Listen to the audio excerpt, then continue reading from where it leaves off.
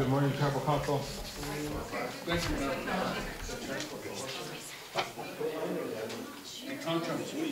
I'll call this meeting to order at 11:32.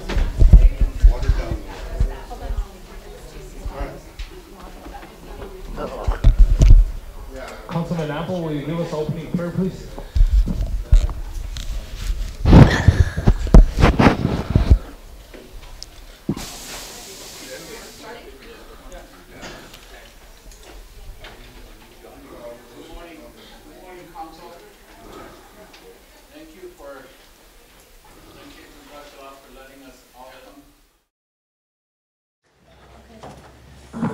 Welcome back, Councilman Apple.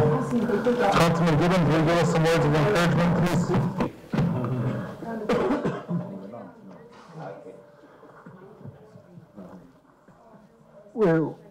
Thank you, Chairman.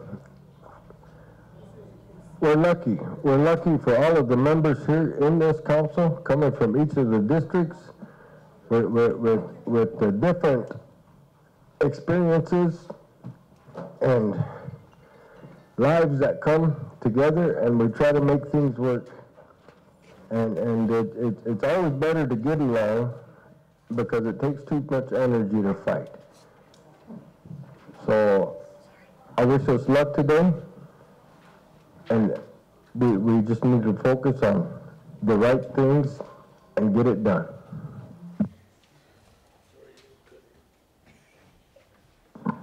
Thank you for that, Councilman Gibbons. Also, Mr. Apple, Mr. Gibbons, they called me about some bikes from the Wounded Knee Head Start. Said nobody bought them bikes, so my staff purchased those bikes out of pocket, and we got them out there for them today for their graduation. So just to let you know, we took care of that. Madam Secretary, roll call, please.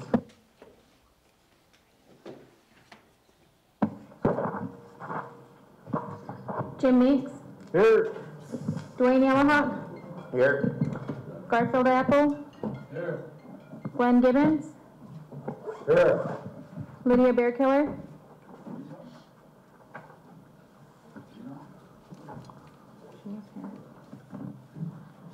James Cross. Sonia Littlehawk Weston. Here. Jackie Sears. Here. Vincent Tulance. Here. Craig Dillon. Here. Cora Whitehorse. Here. Valerie Janice. Here. Valentina Merdanian. Ryan Jumping Eagle. Excuse. Bo Little White Man. Yo. Chancey Wilson. Philip Goodcrow. Oh. Randy Laisbeth. Here. Richard Greenwald. Excused. Nikita Mills. Here. Robin Tapio. Excused.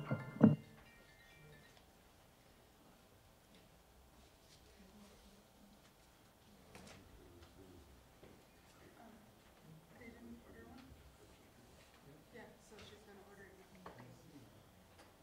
She's going to order yours too. 16 present. We do have a quorum. We have 5 excused. We have 1 at a funeral, and then we have the rest in Rapid City with the a meeting up there with the IHS. Councilwoman Sears. And remember, I'm going to be leaving early. Correct. Lydia is here somewhere. She's here. She might be upstairs.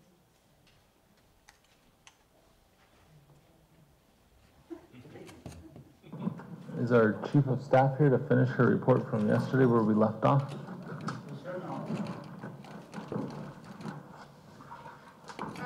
think we should finish up with Jennifer Hughes first, so she can leave? We can. Is she available? She's not answering. What about Jennifer Hughes?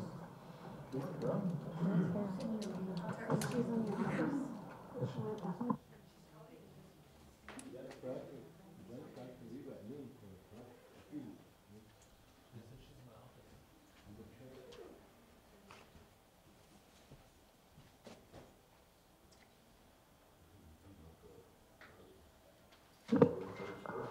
Mr. President. Yes, Councilman Yellowhawk. We have Steve Emery would like to make a brief presentation. I know it's not on the agenda, but he's asking for time for a grant that he's going to pursue. And also, if I may, we need to get the position advertised for the alternate justice, and I want this council, if they would be so kind,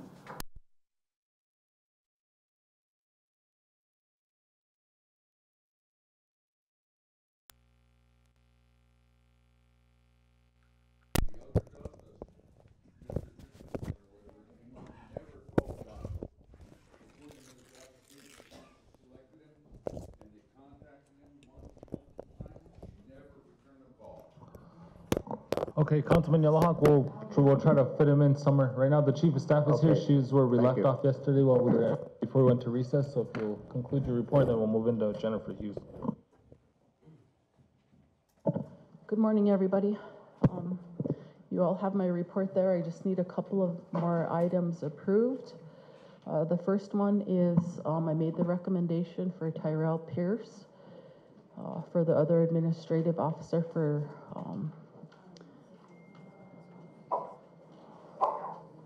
Law and Order, EB&D administrative officer, so I need that to be approved. No, yeah, we just approved it to 2/3 onto the agenda. Councilman Cross. We approved, we have 2/3 them on to EB&D's agenda, but since he's coming, let me just make a motion to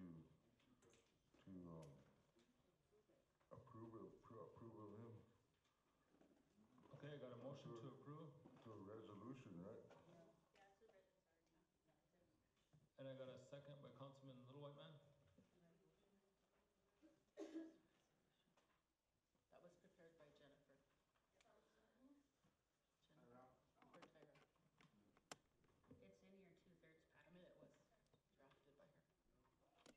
Madam Secretary, if you read the resolution, please. Resolution of the Oglala Sioux Tribal Council of the Oglala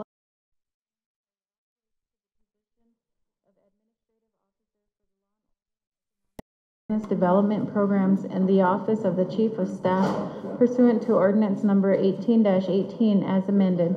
Whereas the Oglala Sioux Tribe organized under section 16 of the Indian Reorganization Act of 1934, 25 U.S.C. subsection 5123, by adopting a federally approved constitution and bylaws, and under Article 3 of the Tribal Constitution, the Oglala Sioux Tribal Council is the governing body of the tribe.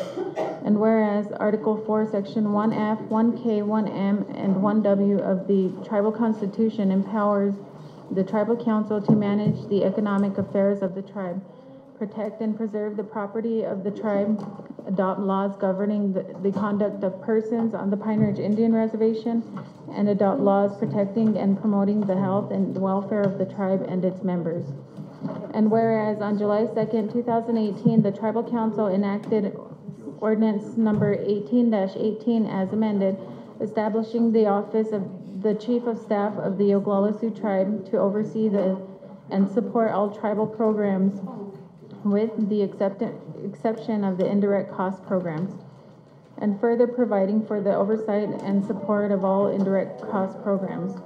And whereas Section 4, pursuant to Section 4A of Ordinance Number 18-18, as amended, the Administrative Officer for Law and Order and Economic and Business Development Program shall be a political appointee recommended by the committees and appointed by a 2/3 vote of the Tribal Council. And whereas the Chief of Staff has recommended Tyrell Pierce to serve as the AO for LW and ENBD programs, and the ENBD committee passed a motion recommending approval by the Tribal Council. And whereas the Oglala Sioux Tribal Council agrees with the foregoing recommendation, and such recommendation has been approved by a 2/3 vote of the Oglala Sioux Tribal Council. Now therefore be it resolved that the Oglala Sioux Tribal Council does hereby approve and appoint Tyrell Pierce to serve as the Administrative Officer for Law and Order and Economic and Business Development Programs beginning June 3rd, 2019, for a 2-year term and subject to the provisions of the ordinance number 18-18 as amended. Certification. So it's a motion by Councilman Cross to approve, second by Councilman Little White Man. Madam Secretary, call for the vote, please.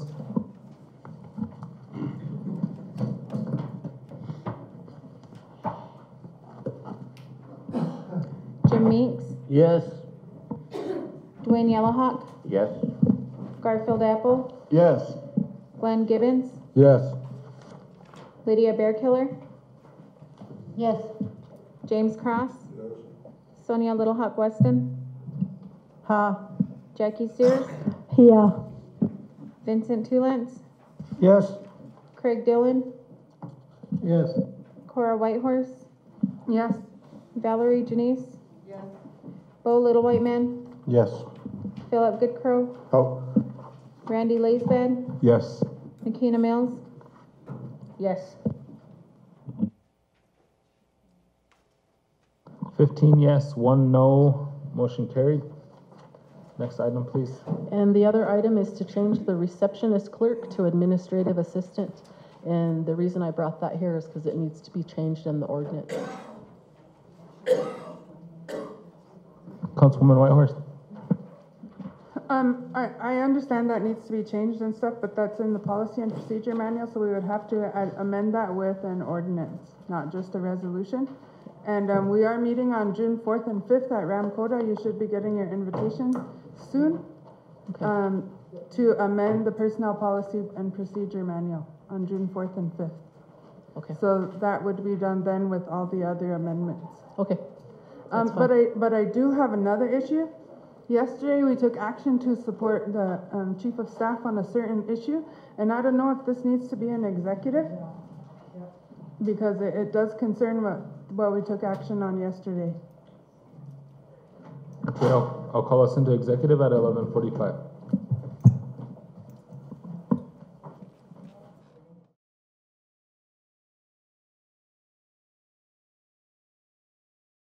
Do you want to make those motions for these contracts? Oh, yeah. Can you read the resolution, please? Yeah. You want the attorney to read the resolution? Or Jen, either one.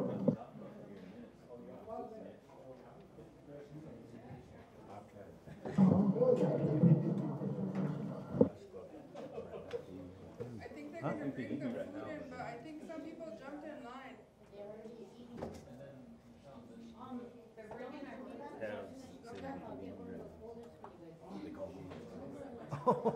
Can I, before we move into those, while he's pulling those up, can I get a motion to approve the chief of staff report?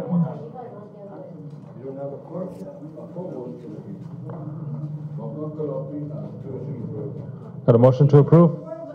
Second?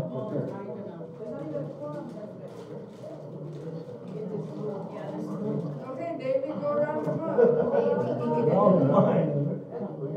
We said we were gonna bring the food to them.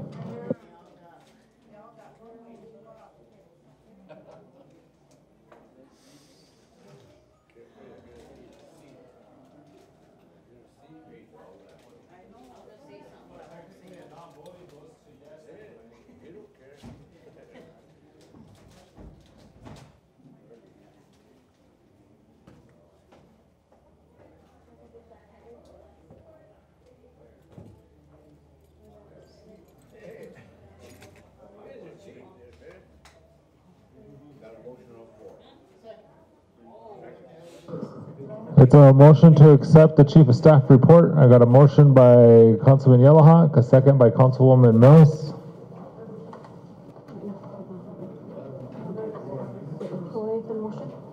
Councilman Yellowhawk made the motion, second by Councilwoman Mills. Madam Secretary, call for the vote, please. Jim Meeks. Yes. Dwayne Yellowhawk. Yes? Garfield Apple. Yes. Glenn Gibbons. Yes. Lydia Bearkiller. James Cross. Sonia Little Hawk Weston. Ha. Vincent Tulance. Yes. Craig Dillon. Yes. Cora Whitehorse, Yes. Bo Little White Man, Yes. Philip Goodcrow, Randy Laisbad, Nakina Mills, Yes.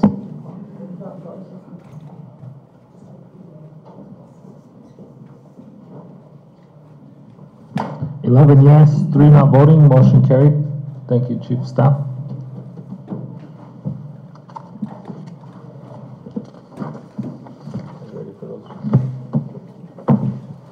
At this time, I'll have the attorney read our next resolution.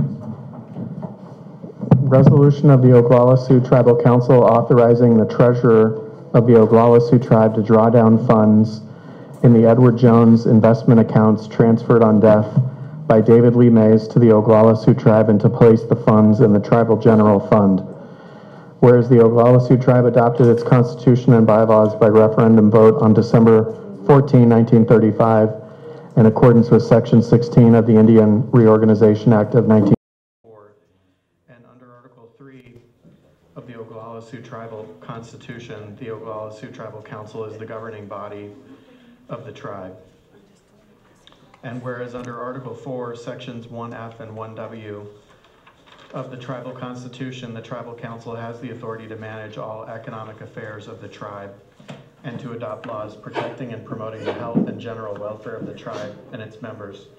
And whereas David Lee Mays, a resident of Corning, California, executed documents to transfer to the Oglala Sioux Tribe upon his death 3 investment accounts at Edward Jones, and whereas on or about November 30, 2018, Mr. Mays died, and whereas the Oglala Sioux Tribe, acting by and through the tribal treasurer, has taken steps to transfer the funds in the bequeathed accounts into tribal accounts at Edward Jones, and that process is underway. And whereas the Oglala Sioux Tribe intends to place these funds in the Tribal General Fund. Now, therefore be it resolved that the Oglala Sioux Tribal Council authorizes and directs the treasurer of the Oglala Sioux Tribe to complete the process of transferring the funds in the bequeathed David Lee Mays investment accounts at Edward Jones into tribal accounts at Edward Jones. And be it further resolved that the Tribal Council authorizes and directs the tribal treasurer to draw down the funds in the David Lee Mays investment accounts at Edward Jones as soon as practicable after those funds are transferred into tribal accounts at Edward Jones, and to place those funds in the Tribal General Fund. And be it further resolved that the treasurer of the tribe is authorized to execute any and all documents necessary to carry out this resolution.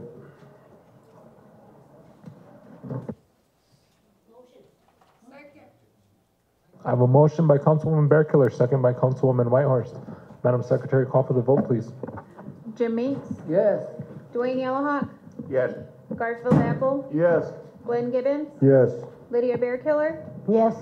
James Cross, Sonia Littlehawk Weston, Vincent Tulance, Yes. Craig Doolan, Yes. Cora Whitehorse, Yes. Bo Little White Man, Yes. Philip Goodcrow, Oh. Randy Laisbad, Yes. Nakina Mills, Yes. 14 yes, motion carried. Next resolution, please. Correction, next ordinance.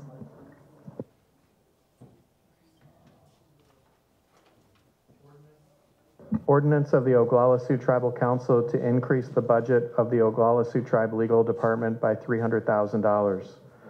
Whereas the Oglala Sioux Tribe adopted its constitution and bylaws by referendum vote on December 13, 1935, in accordance with Section 16 of the Indian Reorganization Act of 1934, and under Article 3 of the Oglala Sioux Tribe Constitution, the Oglala Sioux Tribal Council is the governing body of the Oglala Sioux Tribe. And whereas under Article 4, Sections 1F and 1W of the Tribal Constitution, the Tribal Council has the authority to manage all economic affairs of the tribe and to adopt laws protecting and promoting the health and general welfare of the tribe and its members. And whereas under Article 4, Section 1B of the Tribal Constitution, the tribal council is authorized to employ legal counsel for the advancement and protection of the rights of the tribe and its members. And whereas in the exercise of these and other powers, the tribe has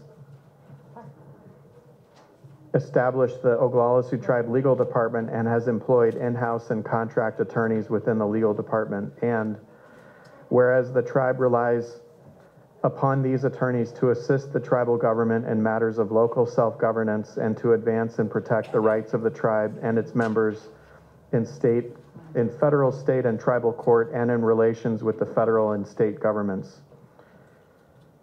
And whereas in FY 2019, due to budgetary constraints, the Tribal Council was forced to reduce substantially the budget of the legal department for in-house and contract attorneys.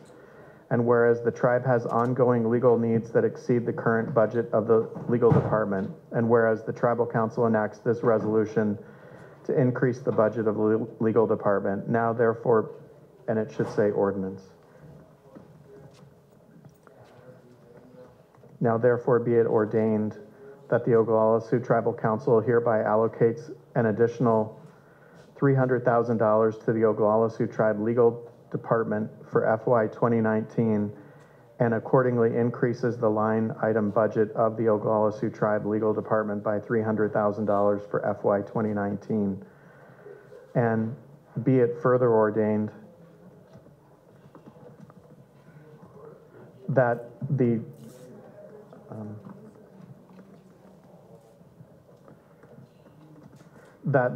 Tribal Council directs the office manager of the legal department to prepare a revised budget for the legal department, including the additional $300,000 allocated through this ordinance, and to provide the revised budget to the Finance and Law and Order committees of the Tribal Council, which committees will review the revised budget and forward it to the Tribal Council for final approval at its next regular or special session. Got a motion to approve by Councilwoman Whitehorse, second by Councilwoman Bearkiller. Madam Secretary, call for the vote, please. Jim Meeks. Dwayne Yellowhawk. Yes. Garfield Apple. Yes. Glenn Gibbons. Yes. Lydia Bearkiller. Yes. James Cross. Sonia Little Hawk Weston. Vincent Tulance. Yes. Craig Dillon. Yes. Cora Whitehorse. Yes. Bo Little White Man. Yes. Philip Goodcrow. Oh. Randy Laisbad. Yes. Nikita Mills. Yes. 14 yes, motion carried.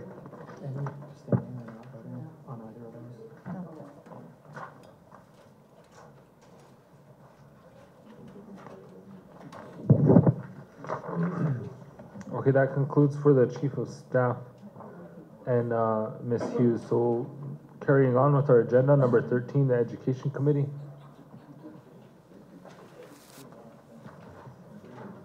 So I am not gonna do the first resolution because on the 2/3 item, we added an amended resolution for an additional, the 4, so I won't do that first resolution.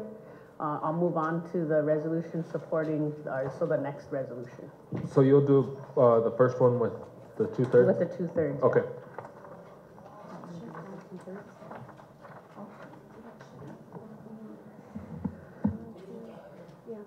Okay, Councilwoman, proceed. Okay. So resolution of the Oglala Sioux Tribal Council of the Oglala Sioux Tribe supporting the Title VI Rapid City Indian Education Lakota Language Initiative.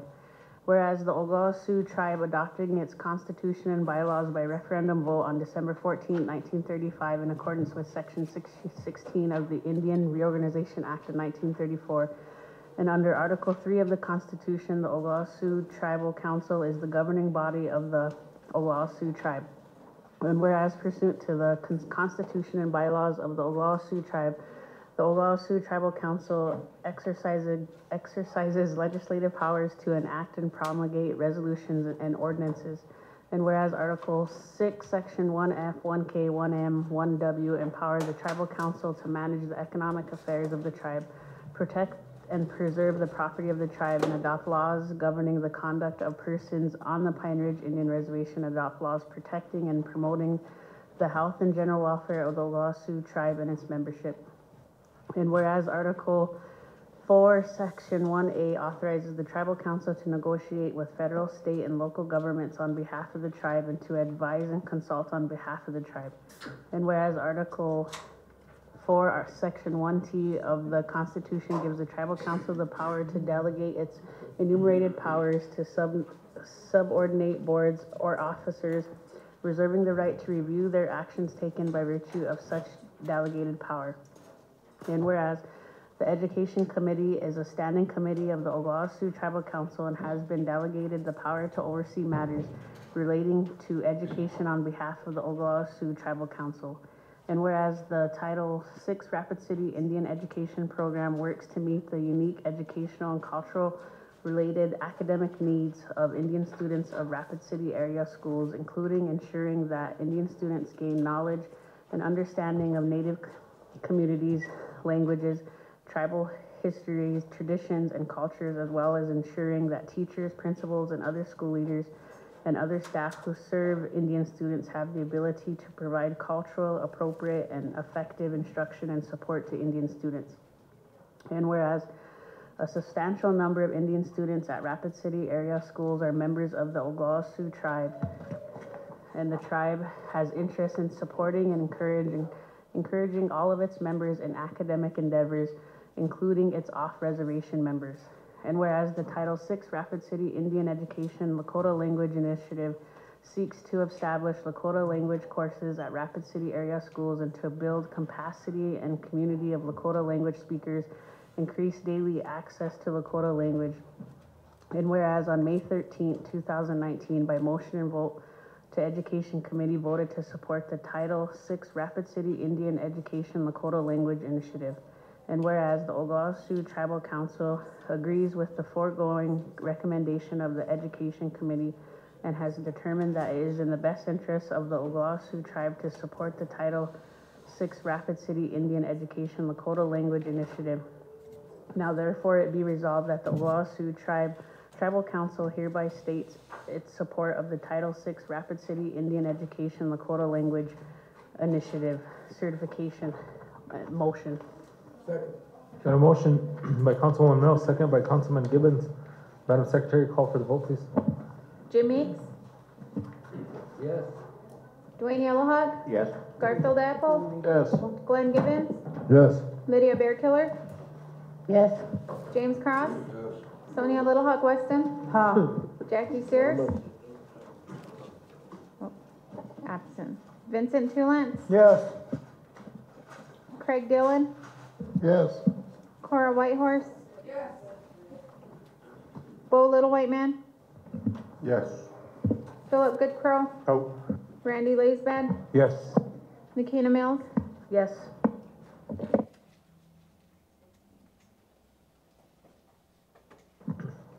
14 yes.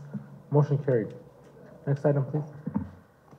Resolution of the Oglala Sioux Tribal Council of the Oglala Sioux Tribe supporting the Title VI Rapid City Indian Education Program endeavor for the Ochete Shakowee Essential Understanding Initiative and to support and encourage the South Dakota Board of Regents to adopt and integrate standards in teacher preparation programs.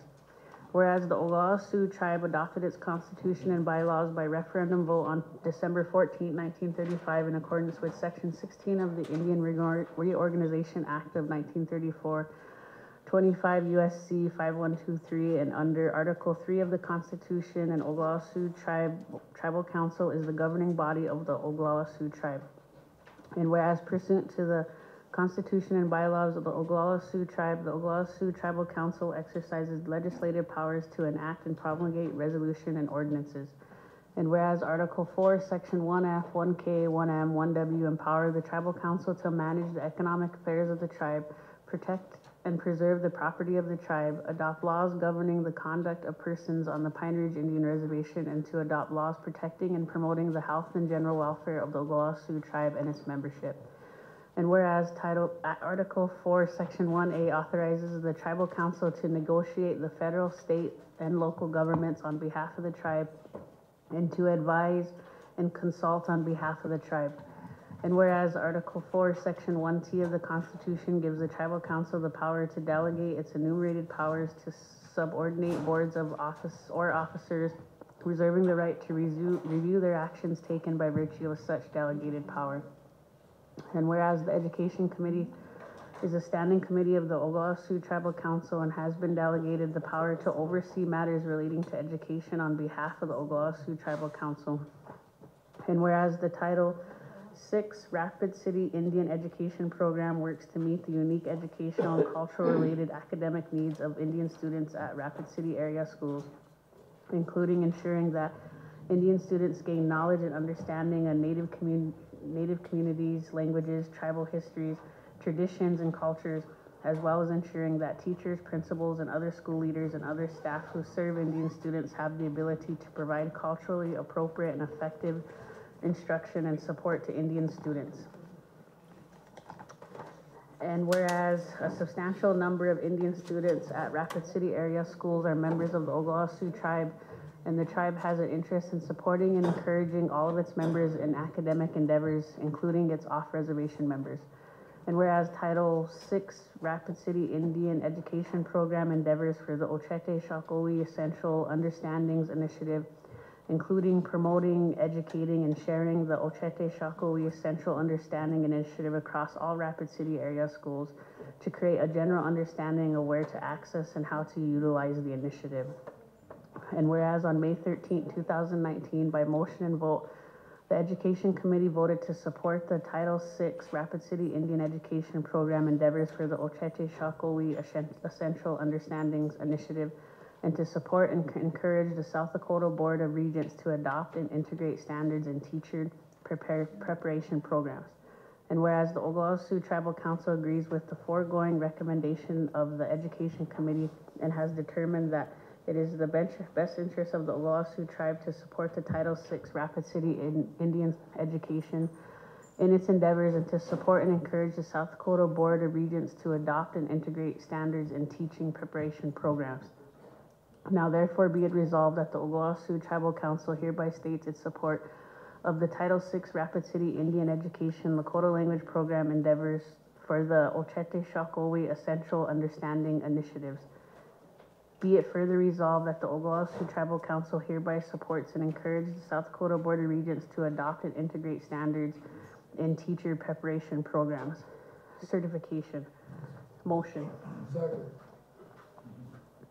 I have a motion on the floor, second by Councilman Gibbons. Madam Secretary, call for the vote, please. Jim Meeks, Yes. Dwayne Yellowhawk, Yes. Garfield Apple, Yes. Glenn Gibbons, Yes. Lydia Bearkiller, Yes.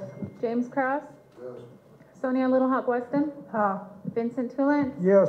Craig Dillon, Cora Whitehorse, Yes. Bo Little White Man, Yes. Philip Goodcrow, Nope. Randy Laisbad, Yes. Makina Mills, Yes. 14 yes, motion carried. Councilman Mills, Mr. Zimiga wanted to speak on something from the Education Committee. Do you want to give him that? Okay.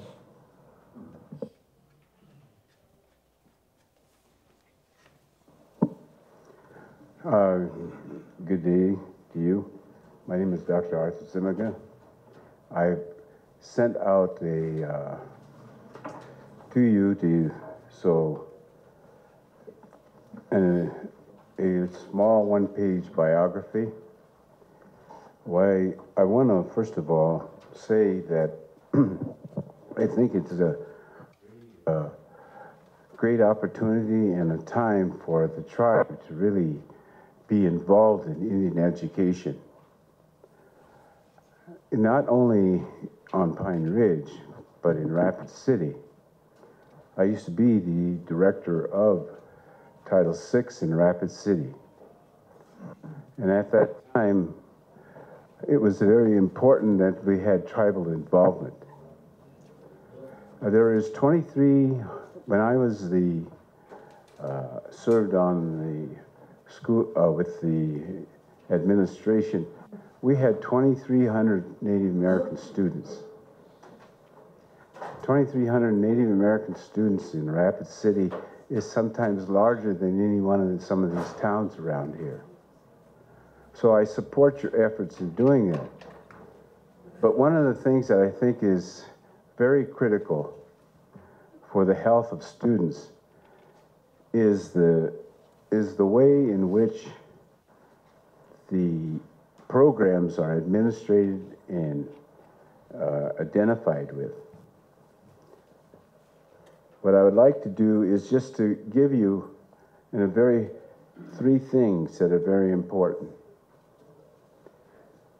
And first of all, with 2,300 Native children,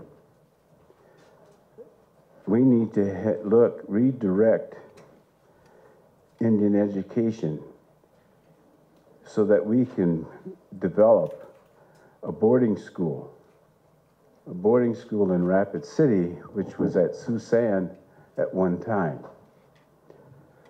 Statistics show us that there is a number of children that come from dysfunctional families.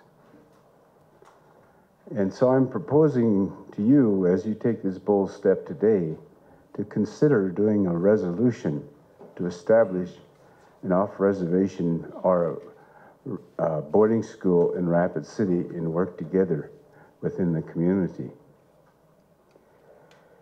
The process needs to be examined. So to establish this boarding school, a charter school, the state of South Dakota has passed that there could be 3 charter schools in the state. And on your resolution, it says that you're going to ask the Board of Regents.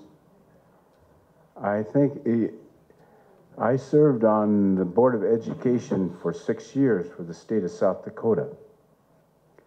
And in that time, through your resolutions, it said you needed to implement various kinds of programs related to cultural awareness, arts, and also for language.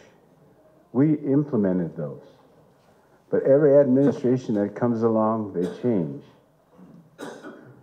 And Title VI, I was part of that when it was written at Harvard University as a master's student, with several other Native American students in various other universities.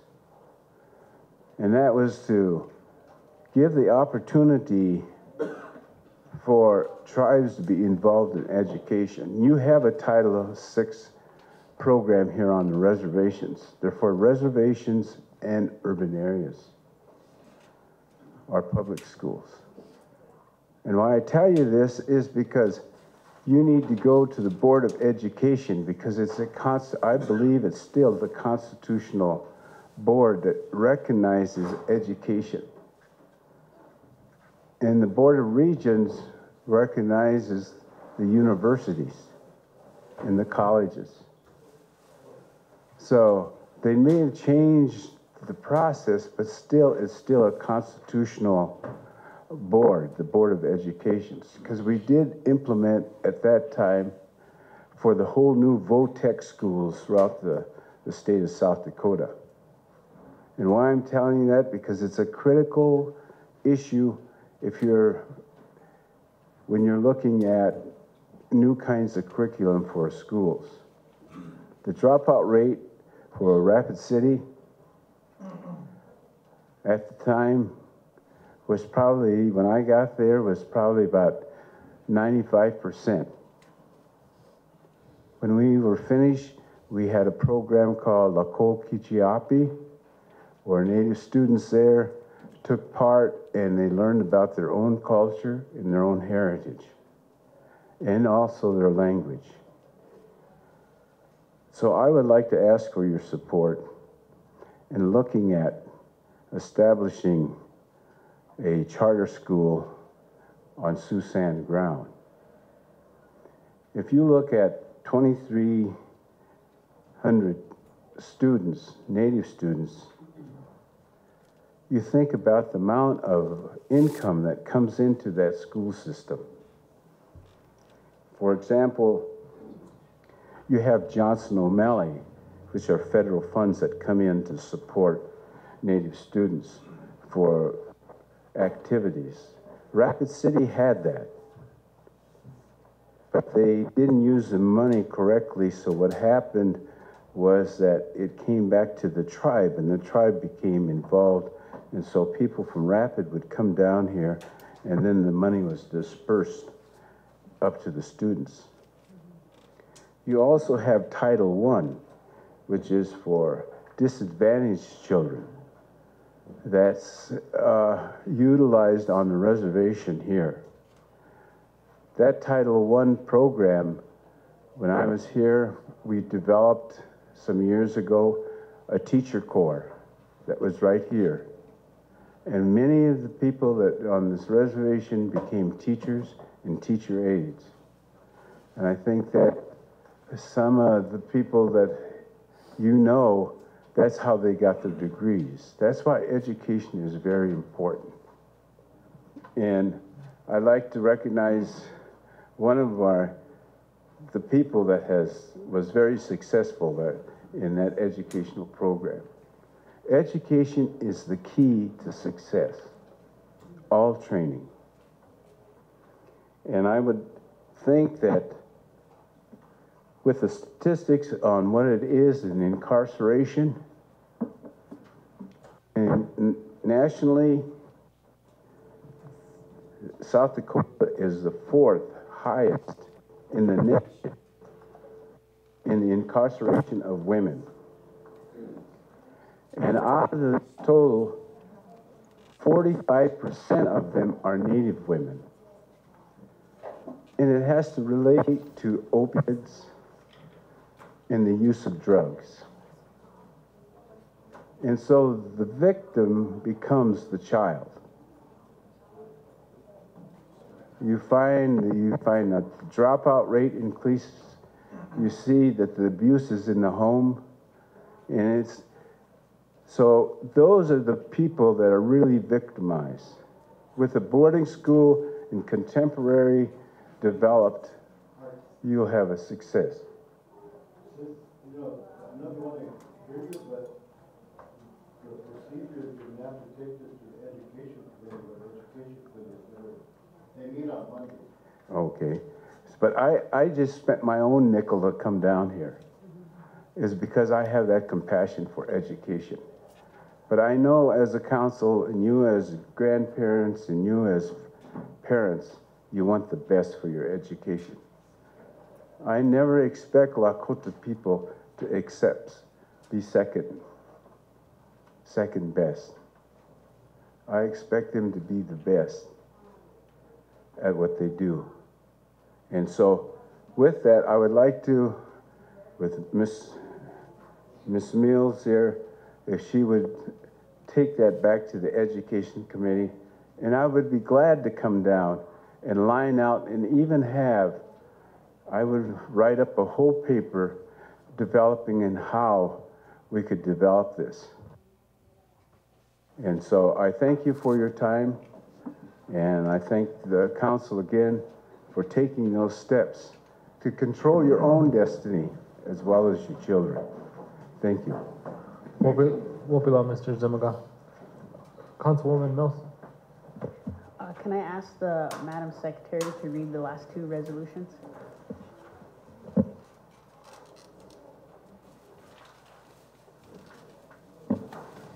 Resolution of the Oglala Sioux Tribal Council of the Oglala Sioux Tribe supporting the Title VI Rapid City Indian Education Programs endeavor for cultural proficiency model as part of the Rapid City School District's Whole Child Initiative.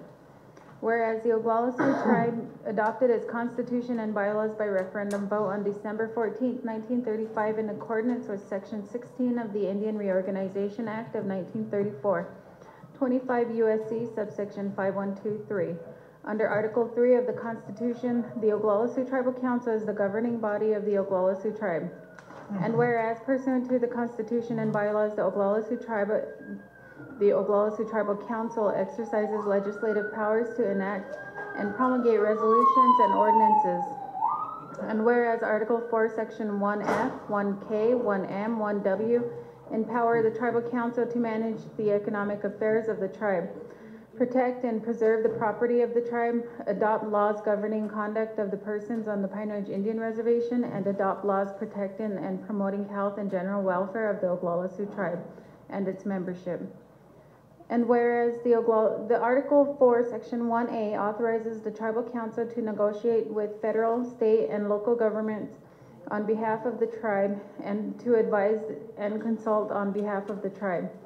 And whereas Article 4, Section 1T of the Constitution gives the Tribal Council the power to delegate its enumerated powers to subordinate boards or officers, reserving the right to review their actions taken by virtue of such delegated power.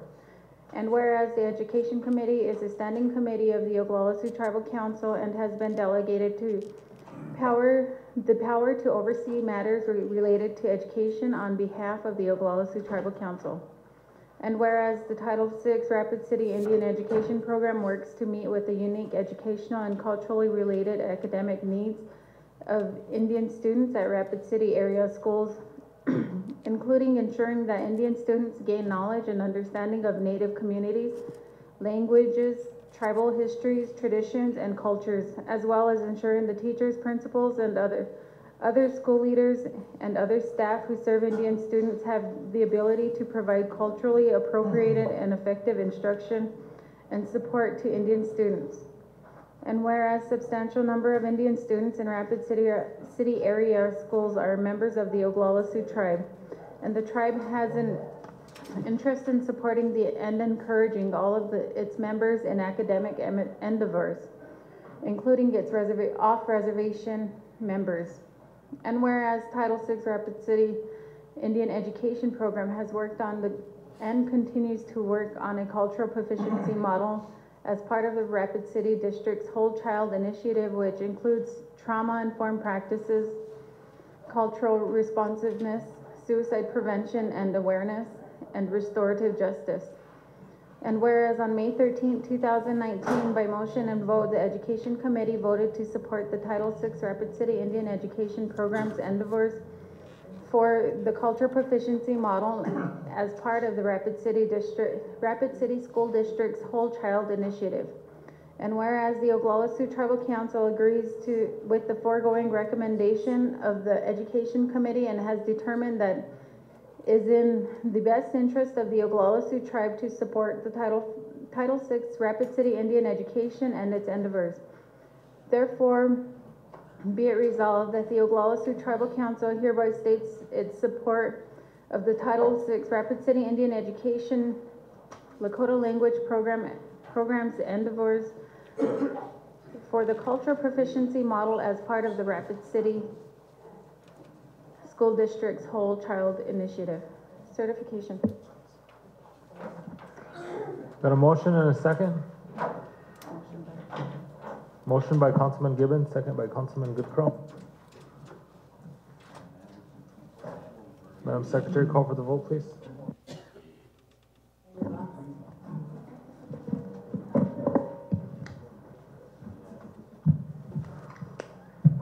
Jim Meeks, Yes. Dwayne Yellowhawk, Yes. Garfield Apple, Yes. Glenn Gibbons, Yes. Lydia Bearkiller, Yes. James Cross, Sonia Little Hawk Weston, Vincent Tulance, Yes. Craig Dillon, Cora Whitehorse, Yes. Bo Little White Man, Yes. Philip Goodcrow, Oh. Randy Laisbad, Yes. Makina Mills, Yes.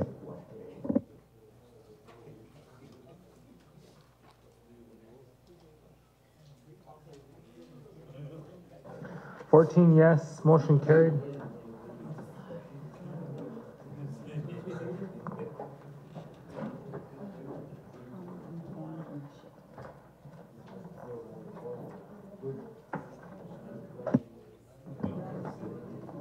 Resolution of the Oglala Sioux Tribal Council of the Oglala Sioux Tribe supporting the Title VI Rapid City Indian Education Programs and for the Trauma Informed Initiative as part of the Rapid City School District's Whole Child Initiative.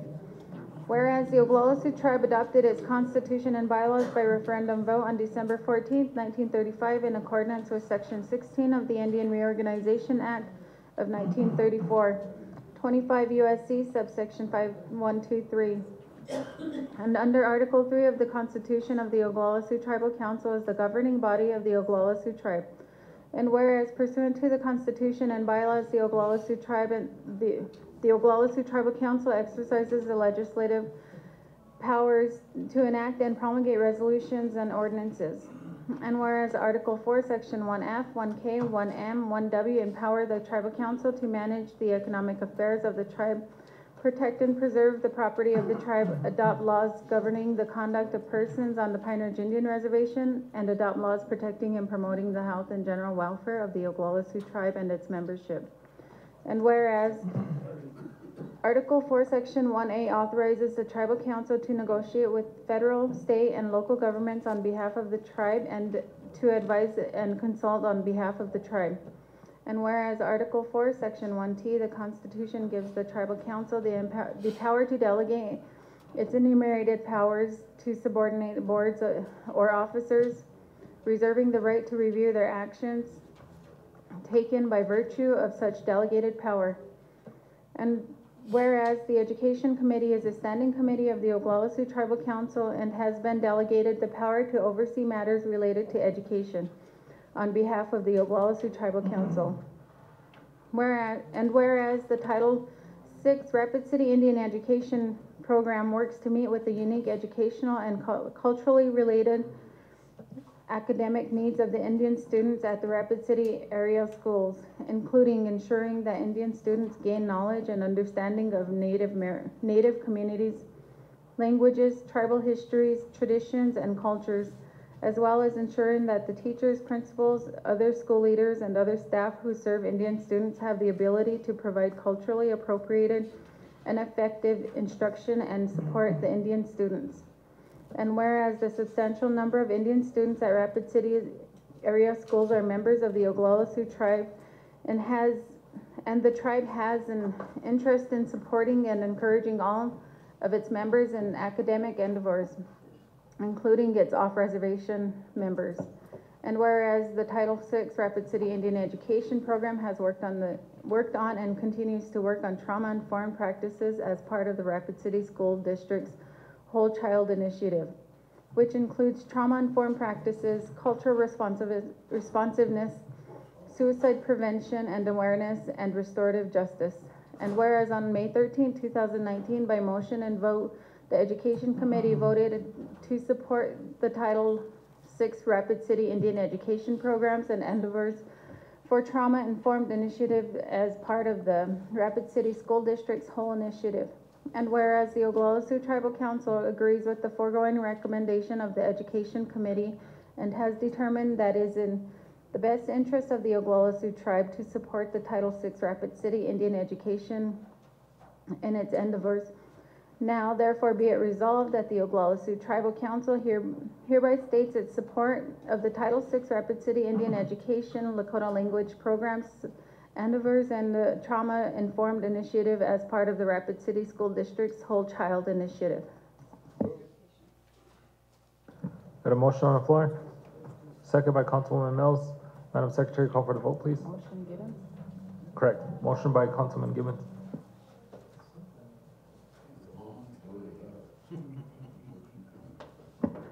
Jim Meeks? Yes. Dwayne Yellowhawk? Yes? Garfield Apple? Yes. Glenn Gibbons? Yes. Lydia Bearkiller? Yes. James Cross? Yes. Sonia Little Hawk Weston? Vincent Tulance? Yes. Craig Dillon? Yes. Cora Whitehorse? Yes. Bo Little White Man? Yes. Philip Goodcrow? Oh. Randy Leesband? Yes. Makina Mills? Yes. 14 yes, motion carried. That is it for the regular Education Committee items. 14A, Finance Committee. Thank you. We just have one item for the agenda. and I'll read it.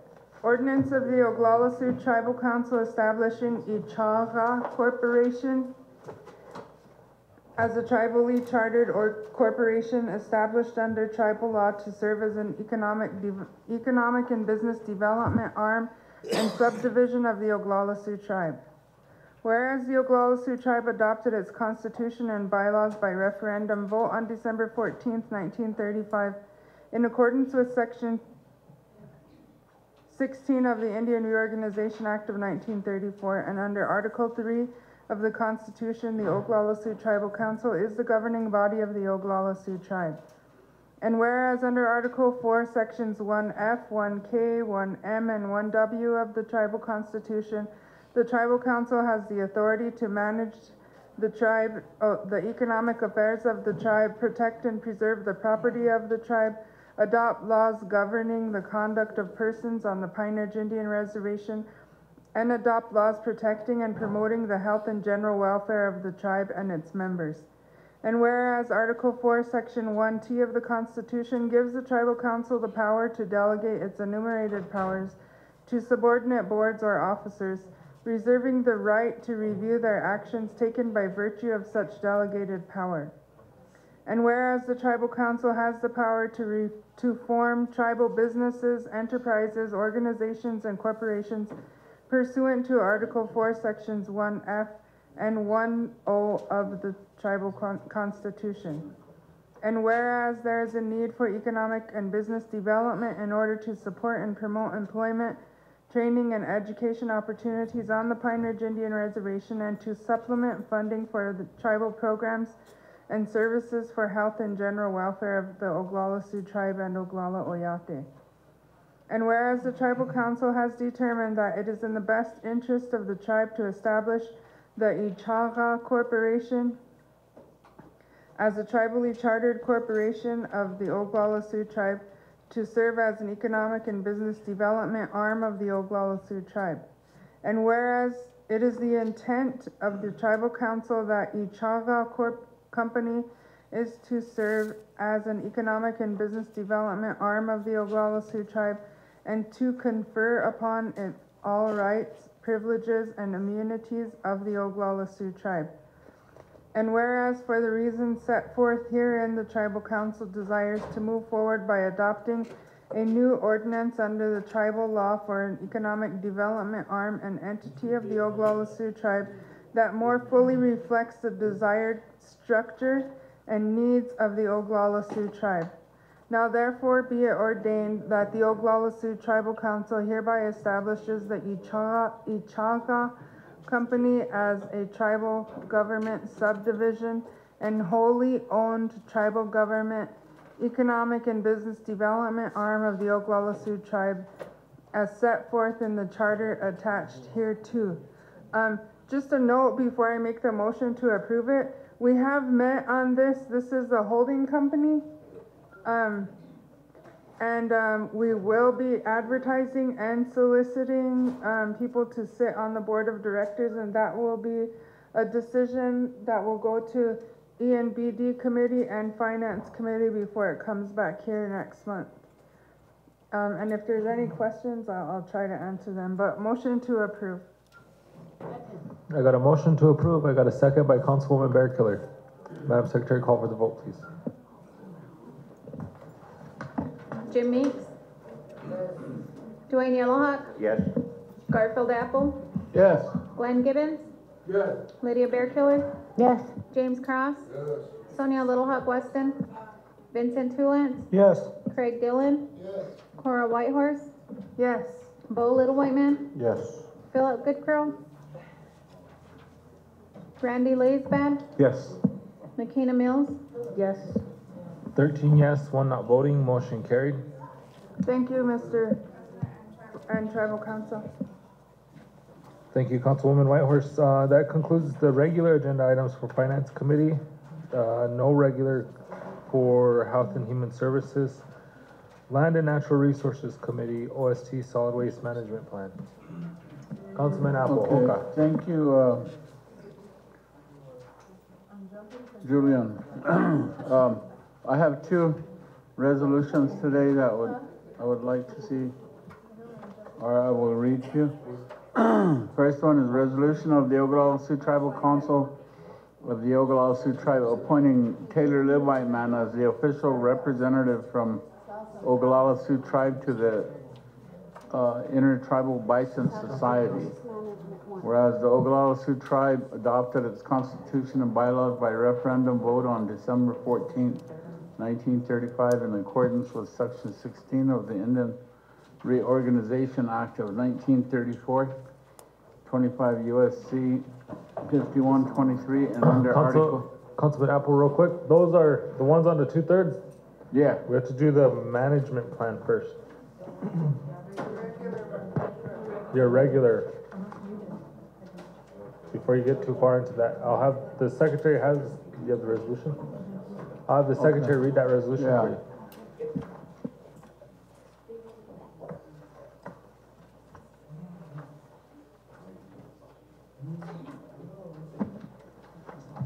Resolution of the Oglala Sioux Tribal Council of the Oglala Sioux Tribe approving the agreement for professional services between Oglala Sioux Tribe Solid Waste Program and the Lewis Burger Group Incorporated to prepare a solid waste management plan,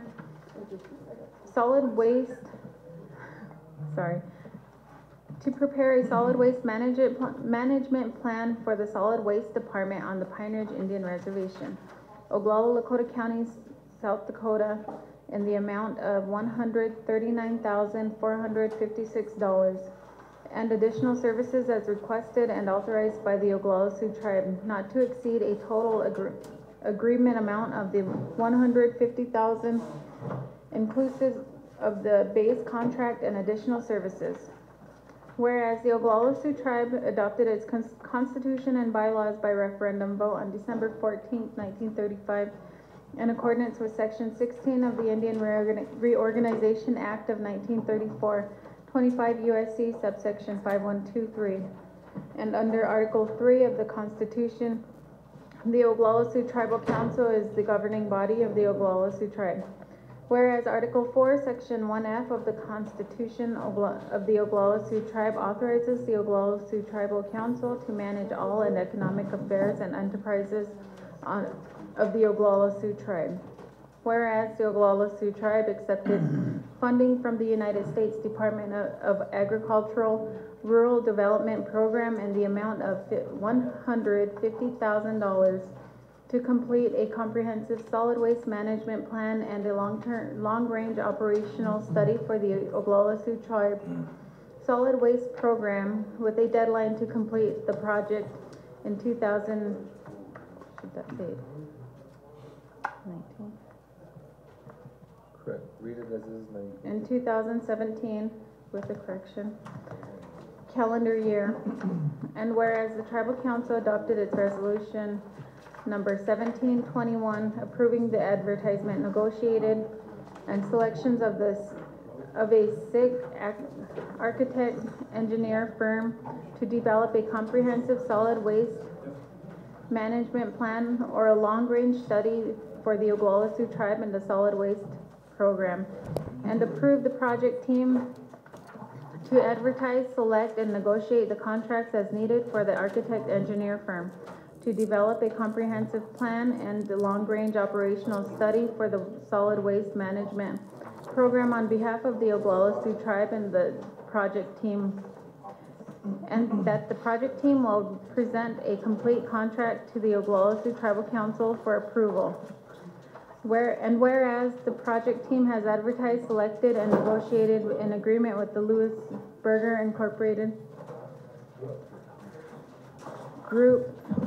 Lewis Burger Group Incorporated on behalf of the Oglala Sioux Tribe, where the Lewis Burger Group Incorporated will provide the basic services generally described as the proposal for the solid waste management dated May 19, 2017 for the total of $139,456 and the additional services approved in writing by the Oglala Sioux Tribe. However, such additional services shall not cause the total amount under the agreement to exceed a minimum of of $150,000, a maximum of $150,000, inclusive of the basic services of $139,456. Now therefore be it resolved that the Tribal Council of the Oglala Sioux Tribe does hereby approve the attached agreement for the professional services between Oglala Sioux Tribe Solid Waste Program and DeLewis Burger Incorporated for the basic services generally described in the proposal for solid waste management plan dated May 19, 2017, attached to the agreement in the amount of $139,456, and for the additional services as may be requested and authorized by the Oglala Sioux Tribe not to exceed a total agreement amount of $150,000. And be it further resolved that the tribal president, or in his absence, the vice president, is hereby authorized to sign any document necessary to execute this agreement. And be it further resolved that the Oglala Sioux tribal president is hereby authorized and directed to execute the contract on behalf of the Oglala Sioux tribe. Certification.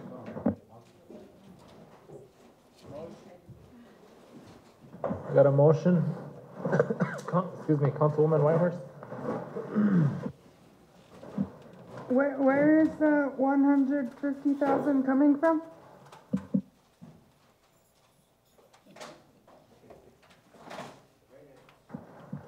Councilman Apple.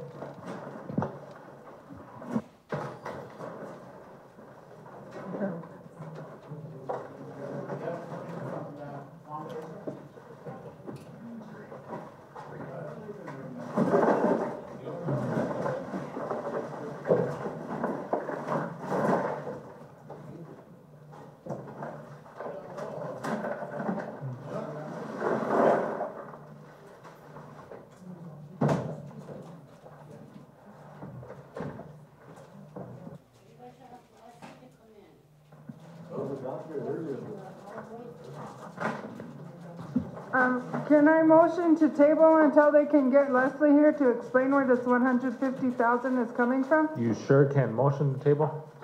Second by Councilman Little White Man. Madam Secretary, call for the vote, please. Get your ducks in order. Jimmy, Yes. Dwayne Yellowhawk, Yes. Garfield Apple, Yes. Glenn Gibbons, Lydia Bearkiller, Yes. James Cross, Sonia Little Hawk Weston, Vincent Tulance, Yes. Craig Dillon, No. Cora Whitehorse, Yes. Bo Little White Man, Yes. Philip Goodcrow, Randy Laisbeth, Yes. Nakina Mills, Yes. 11 yes, 2 no, 1 not voting. Motion carried. Chairman, just till she gets here, because I'm sure she'll explain. Understood.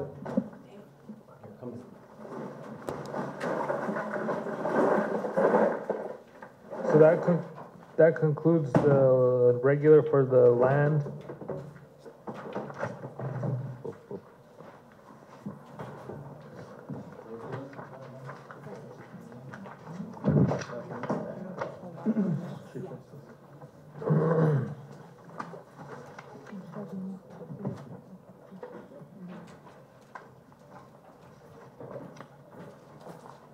So we'll be moving on into the President's office. I do have a few things, and I'm gonna put the Chief Justice on under my office. But first I have a, where did they go?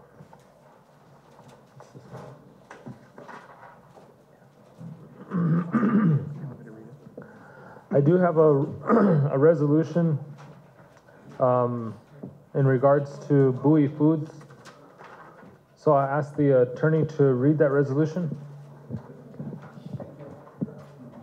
By way of background, the lease with Bowie Foods for the grocery store has a provision that in which he agreed to provide a charitable contribution once a week to a tribal program or nonprofit, so they could provide a meal to the hungry. And what the tribe agreed to do was to designate one or more tribal programs or nonprofits. And what this resolution does is it authorizes the office of the president to communicate the list of programs to Bowie Foods and to amend it from time to time. And also to designate the location where the food will be provided. If it's possible, hot meals may be provided at Billy Mills, but alternately, cold food or canned food could be provided at other locations, and that this gives the president the power to designate that and communicate it to Bowie Foods effective immediately so that that can take place.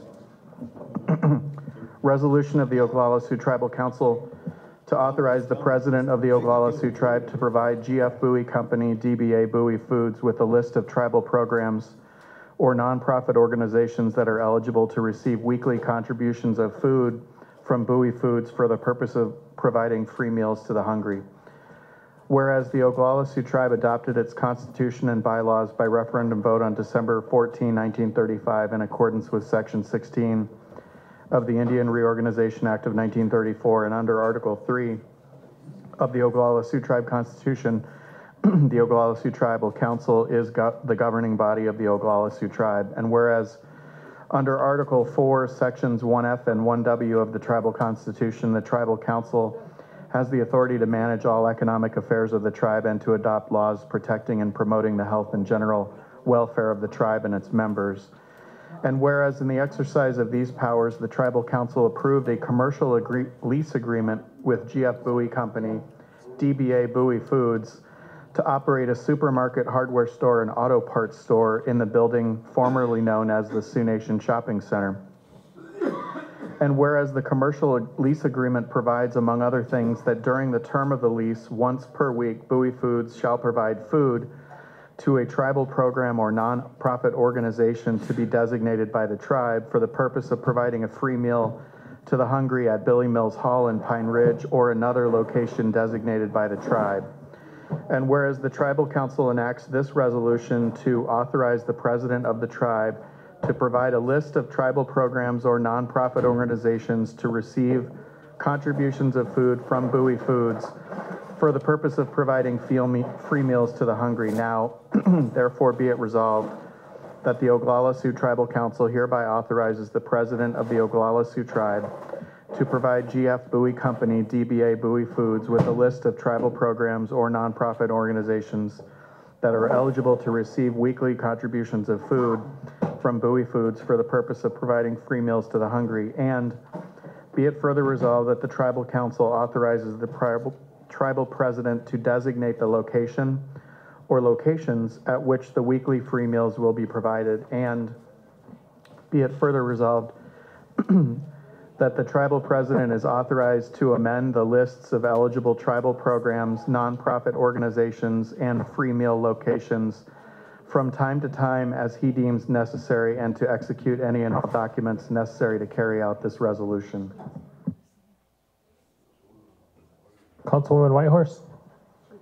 I just wanted to make sure that there was a way to include the elderly meals program in that, because usually by July or August, they're coming and asking for supplemental funds.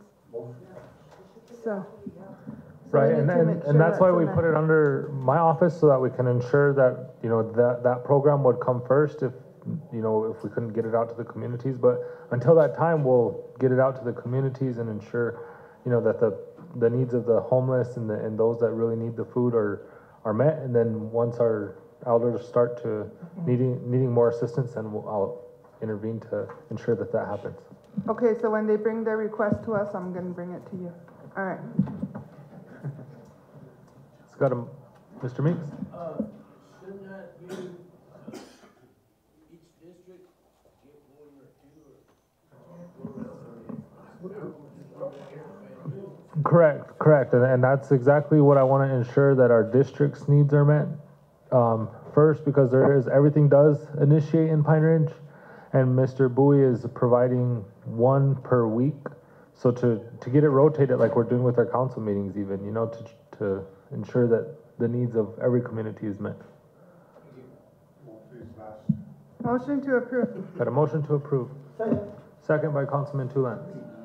Madam Secretary, call for the vote, please. Jim Meeks, Yes. Dwayne Yellowhawk, Yes. Garfield Apple, Yes. Glenn Gibbons, Yes. Lydia Bearkiller, Yes.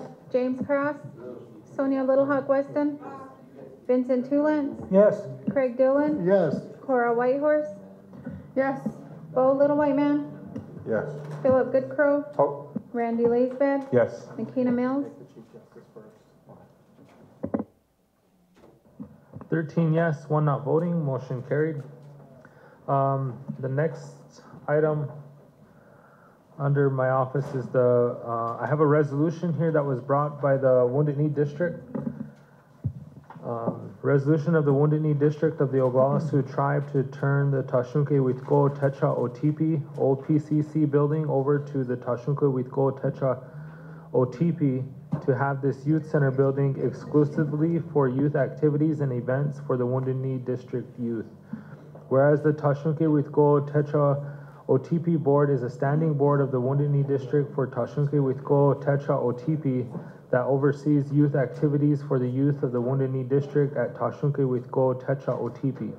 And whereas the Tashunke Withgo Techa OTP will be responsible for the maintenance and upkeep of the Tashunke Withgo Techa OTP old PCC building and surrounding area designated in the fenced-in area. And whereas the Tashunke Withgo Techa OTP will use $1,500 from the monthly Wounded Knee District youth allocations and other youth allocations that come to the Wounded Knee District to provide various activities for the Wounded Knee District youth. And whereas the Tashunke Withgo Techa OTP will be responsible for the utilities, insurance, and liabilities to operate the Tashunke Withgo Techa OTP Youth Center. And whereas the Tashunke Withgo Techa OTP will work with the Wounded Knee District School, and tribal, state, and federal programs on and off the Pine Ridge Reservation to ensure youth activities are provided for the Wounded Knee District youth. And whereas the Tashunke Withgo Techa OTP will be operating through volunteer basis until we get employment up for the 10+ employees. And whereas the Tashunke Withgo Techa OTP board believes that the Wounded Knee District must take a more proactive role in the efforts to enhance, promote, and strengthen our youth's ability to learn to use their abilities at a higher level and their civic responsibilities. Now therefore be it resolved that the Wounded Knee District of the Oglala Sioux Tribe hereby turns the Tashunke Withgo Techa OTP OPCC building over to the Techa Withgo Techa OTP and approve their request. Be it further resolved that the president, or in his absence, the vice president of the Wounded Knee District of the Oglala Sioux Tribe is authorized to sign the necessary documents for the takeover of the Tashunke Withgo Techa OTP OPCC building, and it's signed by Babette Thinout, the secretary of the Wounded Knee District, David Janice Sr., the second president of the Wounded Knee District. So I got a motion to, what do we need to do? Approve and support that? Yeah. A tribal resolution. So that's your motion? Second by Councilman Gibbons. Madam Secretary, call for the vote, please.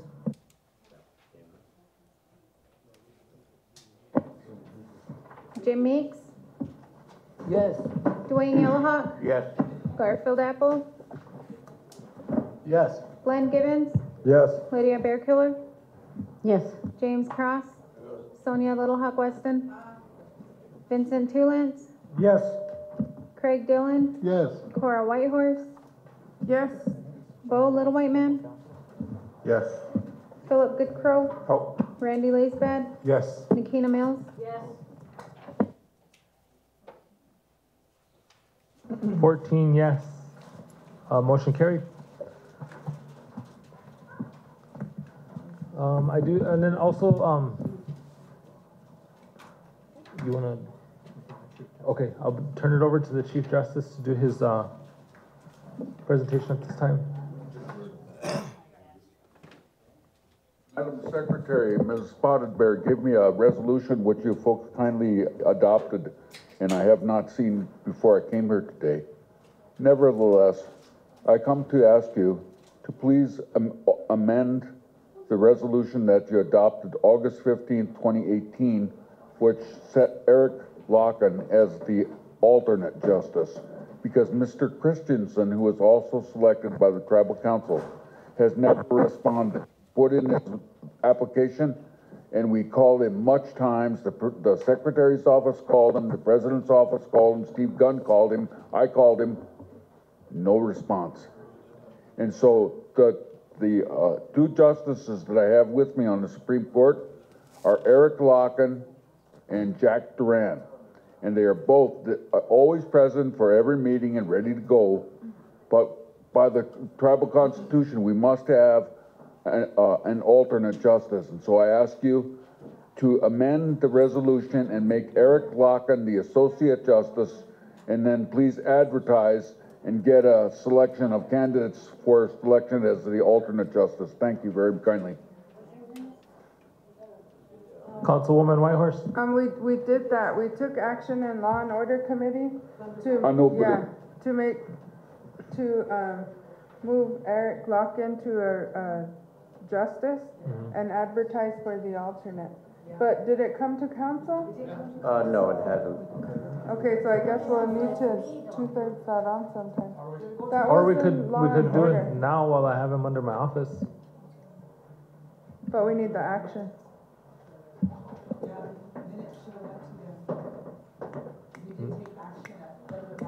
We did take action on that. Okay, well, maybe the secretary can get the action prepared and we'll just bring it with the 2/3, or we The can. ALJ position is being advertised already.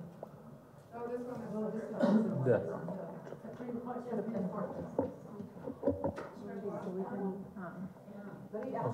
Yeah. You wanna get the microphone from him? And then, No, I just wanted to thank the council and the Law and Order Committee for giving us the authority that we need to get the court properly funded and properly operational. And we're doing all of those things, and we truly thank you for the support that you have given us. Thank you. thank you, Chief Justice. And then,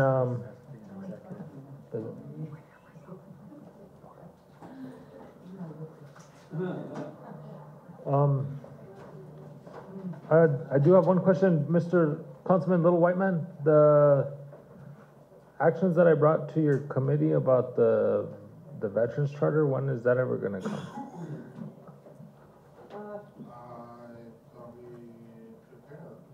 It was supposed to come to council, because it's amending the charter. Finance? Finance committee, right? Right, and through HHS committee. I went to both committees. Well, I don't know when that's gonna come up.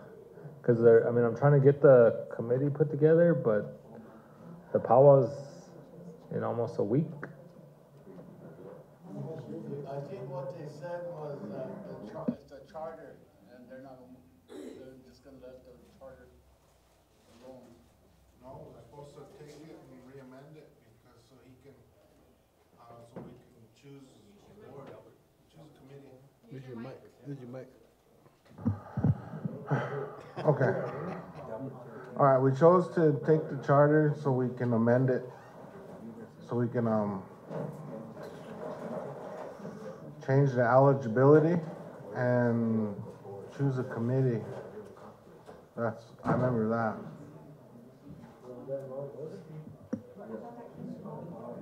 Was that long? Councilwoman Little Hawk Weston?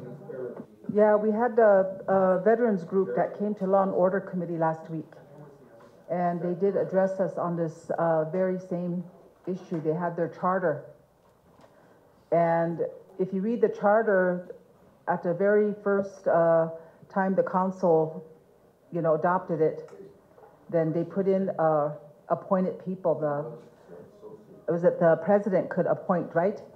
And so at that time, President Steele was the president. So he appointed those, I think there was 3 of them, 3 or 4 veterans on there. 12. Okay, 12 from all the districts, right? And so that's how it was put together. And she said, when they came to us, they said, we didn't have an election, but according to the charter, they're supposed to have election that following election year. But there was no money to hold their election. And so they never had an election, so those same veterans are sitting in there. But their concern is that they were still acting as that charter, but they said from the president's office, Ramon was basically Ramona's kind of running the veteran issues, I guess, are taking care of the veterans powwow, and they had concerns about that. So they did come to us, and what was our action now? Do you remember, Cora? We didn't take no action, I don't think. Okay, so, but they just came to inform us, and we told them, you just need to, because they have to find the money to do their election. That's what they need to do. And everything is basically on them. So they have to find the money to run their election.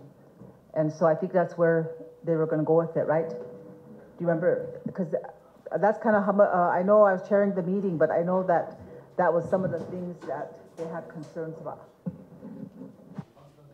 Councilman Little White Man? Okay, I thought their time for an election is time and gone, came and went. Yeah, it did. And so does that officially make them not on the committee anymore?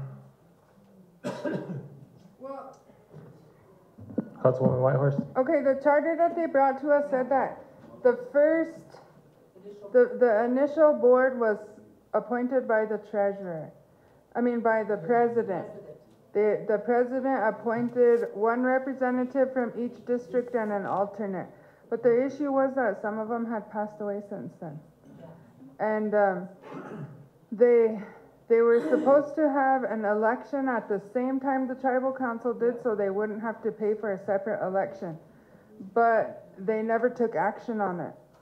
And so they came to Law and Order because they wanted us to pay for an election, because the charter says that they will be seated until an election is held. But they didn't go along with our election code, and we don't have the money for a separate election. So I thought we referred it to the president's office. To work with you, right, on it? But it was really they have questions about their charter, and I think we need to, what I see about it is, if we're saying we don't have the money to run the election, but yet we run all the district elections. We run our own tribal election, and we run the district's elections every time they want an election.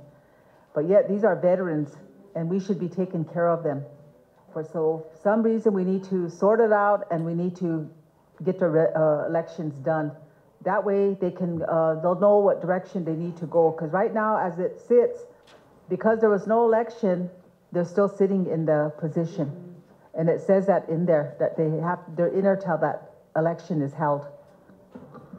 Correct, and that's why I brought it to the committee, was to get that organized, because like I said, they haven't even raised no money for their powwow, and their powwow is within a week.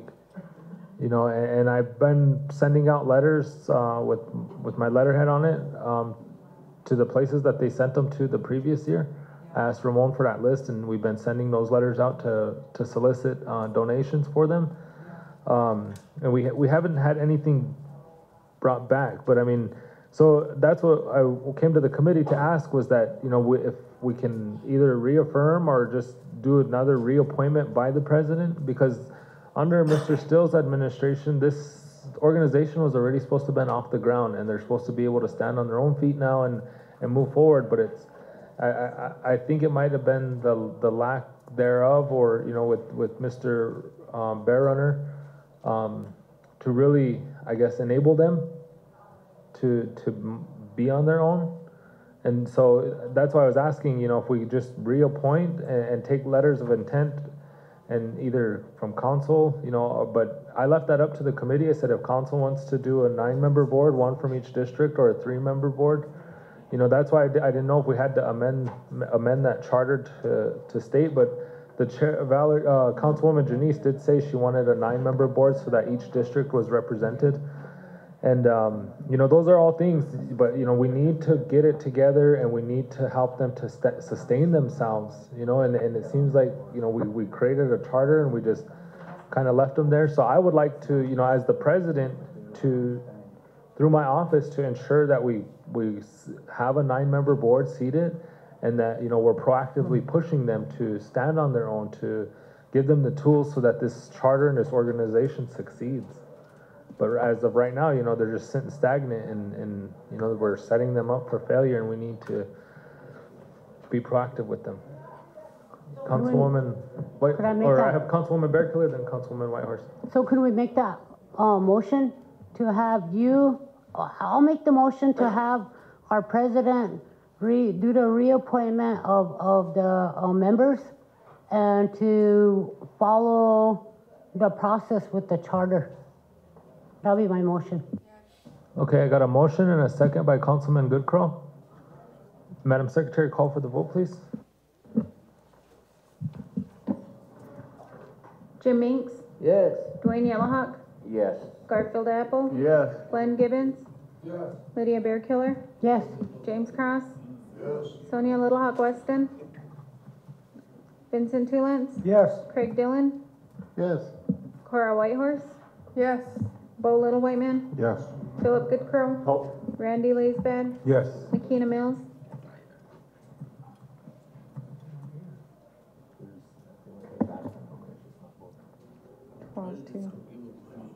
I have 12 yes and 2 not voting. Motion carried. Councilman Little White Man. So how can we go about changing the eligibility, so, on that Veterans Committee, just to widen the range? And then make those changes, and then they could bring them back to add into that charter. Councilwoman Whitehorse. That was going to be my suggestion, that it go back to the president, he does the reappointment and amendments to the charter and bring it back to council. Motion. Got a motion by Councilman Dillon, second by Councilman Apple. Madam Secretary, call for the vote, please.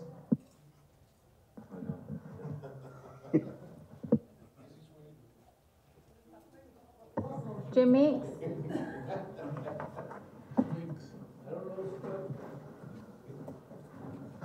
Motion just for me to work with this committee to bring those amendments back to tribal council after I do the appointments.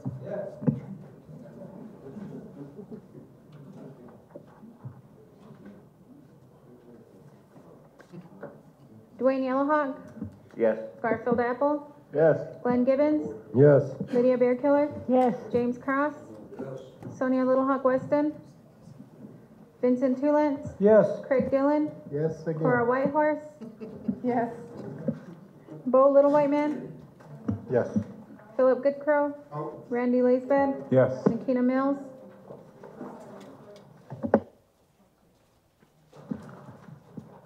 Yes, 2 not voting. Motion carried. At this time, We can read this Chief Justice one. I have it done. okay, I'll ask the attorney to read the motion for the chief, or the resolution for the Chief Justice.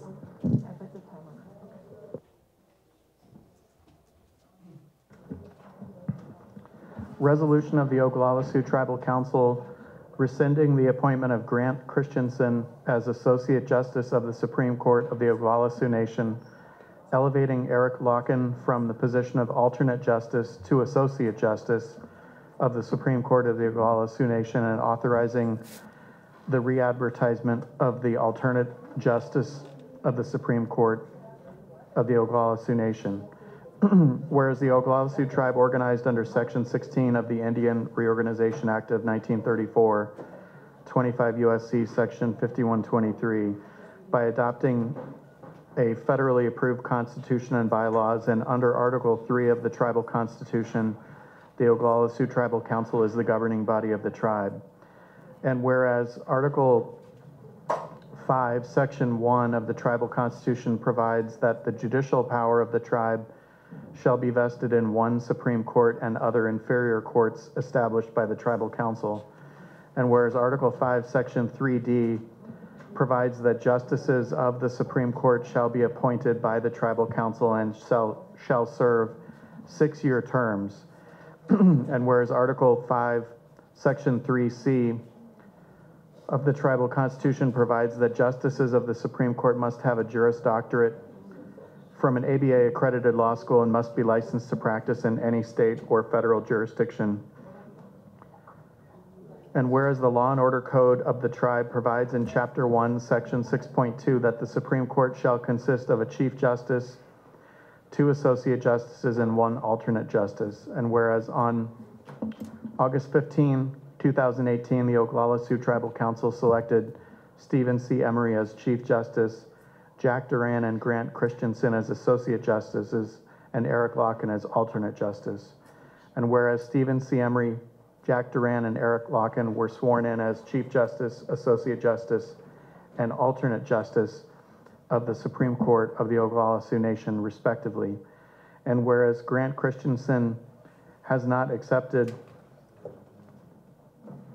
his appointment as Associate Justice of the Supreme Court of the Oglala Sioux Nation, and whereas the Supreme Court of the Oglala Sioux Nation is the highest appellate court of the Oglala Sioux Tribe, and the efficient operation of the Supreme Court is essential to the administration of justice, and whereas the Oglala Sioux Tribe has a great need for Supreme Court justices to be available for hearings, and Eric Locken has accepted his selection as alternate justice, was sworn in, and has appeared at all Supreme Court hearings since his selection and swearing in. And whereas the Chief Justice of the Supreme Court of the Oglala Sioux Nation has recommended that Eric Locken be elevated to the position of Associate Justice of the Supreme Court of the Oglala Sioux Nation, and that the tribe advertise for an alternate justice. And whereas the Law and Order Committee of the Tribal Council has considered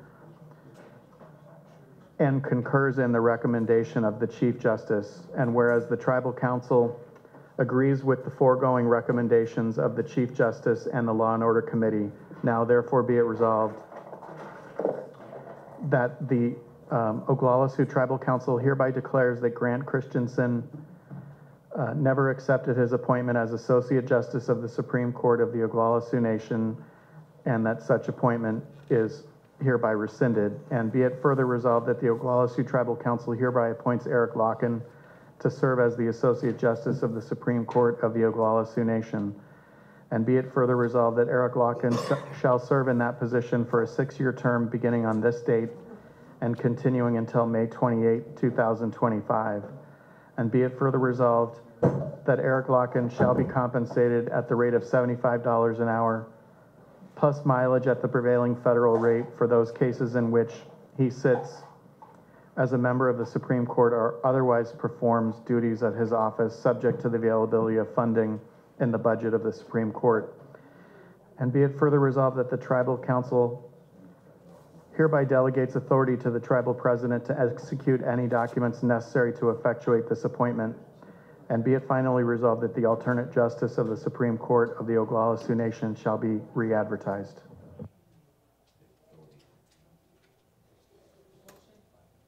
Got a motion by Councilwoman Little Hawk Weston. Second by Councilwoman Whitehorse. Madam Secretary, call for the vote, please. Yes. Dwayne Yellowhawk, Yes. Garfield Apple, Glenn Gibbons, Yes. Lydia Bearkiller, Yes. James Cross, Yes. Sonia Little Hawk Weston, Vincent Tulance, Yes. Craig Dillon, Yes. Cora Whitehorse, Yes. Bo Little White Man, Yes. Philip Goodcrow, Oh. Randy Laisbed, Yes. Nikita Mills,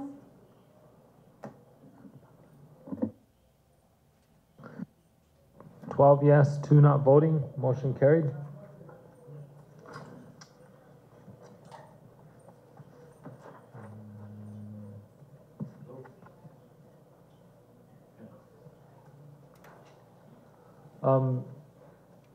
Councilwoman Whitehorse, before we continue with my office, we do have the solid waste management here for your question.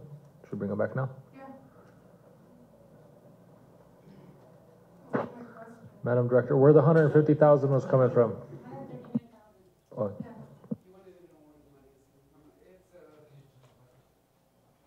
It was a rural development grant and it's cost reimbursement. So I had to spend the money. Now I need council approval so I can recoup our money that we spent doing the plan. And just for the record, can you please state your name? My name is Leslie Mested. I'm the Director of Solid Waste. Thank you, Leslie. So you already spent the money? Yeah. Okay, motion to approve then. Okay, I got a motion to approve, a second by Councilwoman Bearkiller. Madam Secretary, call for the vote, please. Jim Meeks, Yes. Dwayne Yellowhawk, Yes. Garfield Apple, Glenn Gibbons, Yes. Lydia Bearkiller, Yes. James Cross, Yes. Sonia Little Hawk Weston, Jackie Sears, sorry, she's absent, Vincent Tulance, Yes. Craig Dillon, Yes. Cora Whitehorse, Yes. Bo Little White Man, Yes. Philip Goodcrow, Oh. Randy Laisbad, Nikina Mills,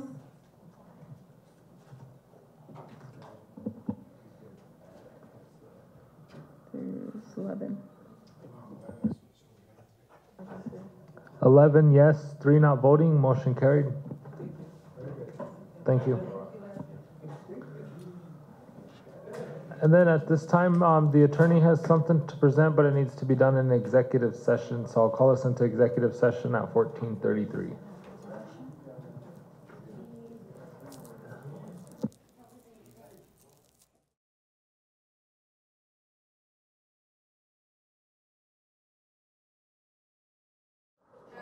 Okay, Tribal Council, we're gonna rearrange the agenda. We're gonna take care of these ordinances here in Tribal Council and then move the rest to XB. That first resolution needs to be done by us.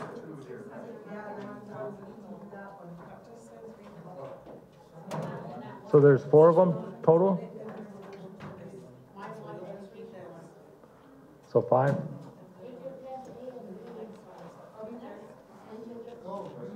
Oh, we gotta.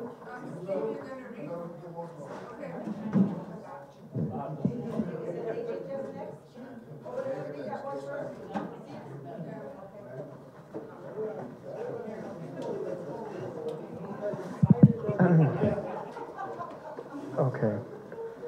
All right, resolution of the Oglala Sioux Tribal Council to authorize the president of the Oglala Sioux Tribe to enter into a full and final settlement of the dispute with the Tribal Workers' Compensation Consortium, TWCC, concerning alleged unpaid workers' compensation premiums by the Oglala Sioux Tribe Department of Public Safety, OST DPS. Whereas the Oglala Sioux Tribe adopted its constitution and bylaws by referendum vote on December 14, 1935, and in accordance with Section 16 of the Indian Reorganization Act of 1934, and under Article 3 of the Oglala Sioux Tribe Constitution, the Oglala Sioux Tribal Council is the governing body of the Oglala Sioux Tribe. And whereas under Article 4, Sections 1F and 1W of the Tribal Constitution, the Tribal Council has the authority to manage all economic affairs of the tribe and to adopt laws protecting and promoting the health and general welfare of the tribe and its members.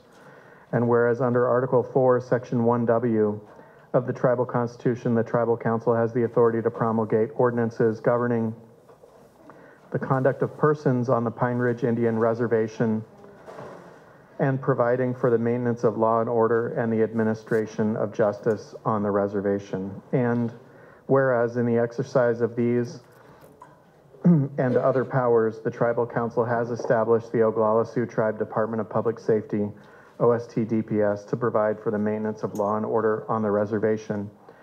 And whereas for a period of time, OST DPS obtained workers' compensation insurance through the Tribal Workers' Compensation Corporation, TWCC, which is administered by the Kelly Insurance Agency. And whereas TWCC has alleged that OST DPS has unpaid workers' compensation insurance premiums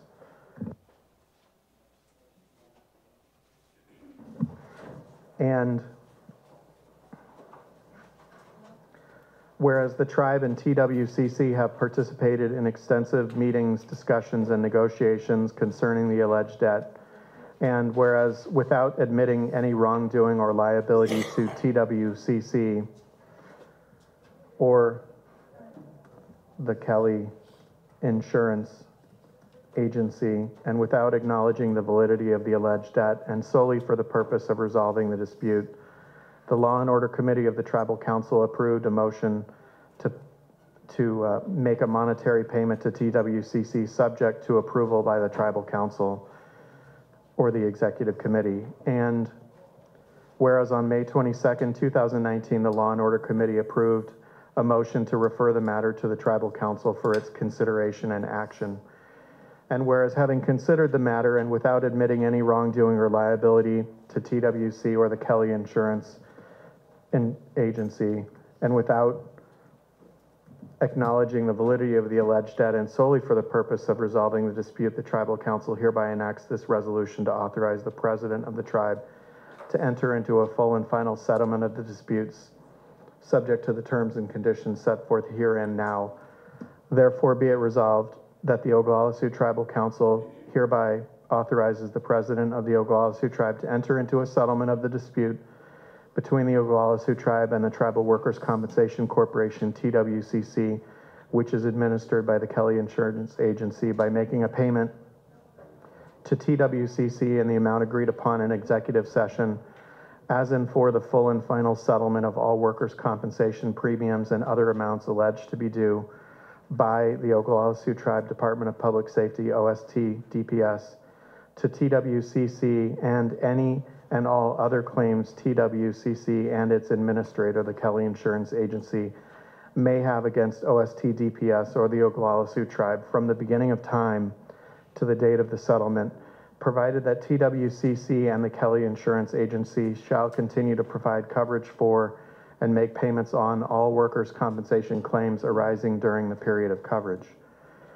And be it further resolved that nothing in this resolution or this settlement agreement shall constitute an admission of wrongdoing by OST DPS or the tribe, or an admission of liability to TWCC or the Kelly Insurance Agency, and nothing in this resolution or the settlement agreement shall constitute a waiver of the sovereign immunity of OST DPS or the Oglala Sioux Tribe. And be it further resolved that the President of the tribe is authorized to execute any and all documents necessary to carry out this resolution. Motion to approve. Got a motion to approve by Councilwoman Whitehorse. Second by Councilwoman Little Hawk Weston. Madam Secretary, call for the vote, please. Yes. Dwayne Yellowhawk? Yes. Garfield Apple? Yes. Glenn Gibbons? Yes. Lydia Bearkiller? Yes. James Cross? Sonia Little Hawk Weston? Ha. Vincent Tulance? Yes. Craig Dillon? Yes. Cora Whitehorse? Yes. Bo Little White Man? Yes. Philip Goodcrow? Oh. Randy Laisbad? Yes. Makina Mills? Yes. 14 yes, motion carried. Next resolution, please. Councilwoman Whitehorse. I'll make a motion to authorize the amount that we approved in executive session to be paid from the DPS Rama settlement. Okay, I got a motion. Second by Councilwoman Bearkiller. Madam Secretary, call for the vote, please.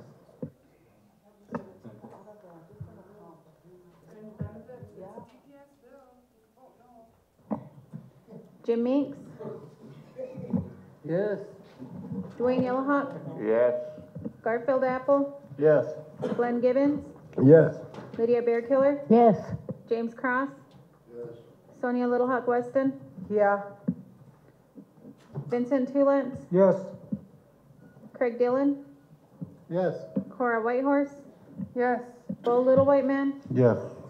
Philip Goodcrow? Oh. Randy Laisbad? Yes. Makina Mills? Yes. 13 yes, 1 no, motion carried. And then so to conclude, out of My office, Tribal Council, before we move on to the rearrangement of this agenda, is this, my travel budget. My travel has been depleted, my staff has been depleted. Due to the lack thereof having a full staff, I had to utilize my 2 politicals, and they haven't been able to do anything. I did take on 2 extra tasks, pursuing with the NCAI and also the Coalition of Large Tribes. Good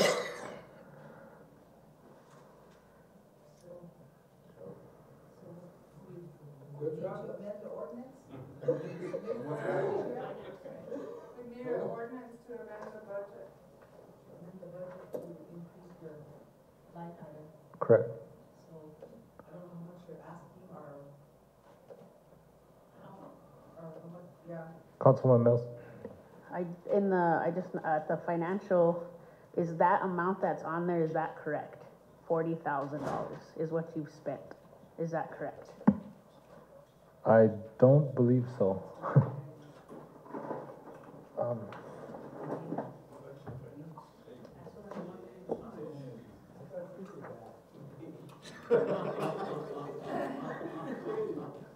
Yeah. The secretary's gonna make a quick copy for you guys.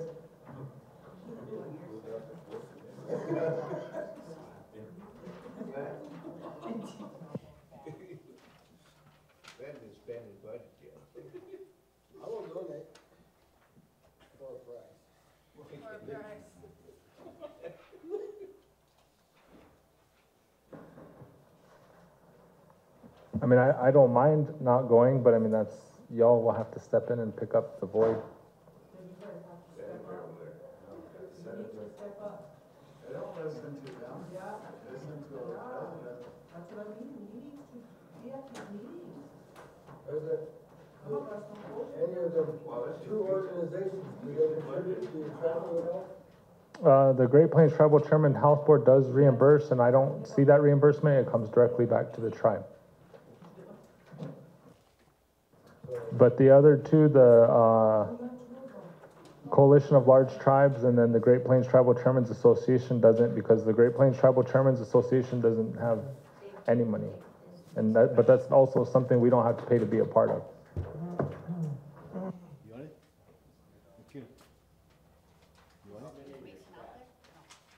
You want it? Just 2 politicals. I have my aid to tribal government positions. They're finally filled, so I'm able to utilize them to a certain extent. But at the beginning, especially with this storm, I mean, we had to go after the donations ourselves. We had to pick up all of the equipment ourselves, assisting emergency management with picking up equipment when they fell short because of the manpower. So I had to utilize my 2 politicals, my executive secretary and my administrative assistant, and they were only budgeted at $5,000. But the storm is what, I mean, took a lot out of us because I had to pick up that myself and do a lot of that stuff on my own.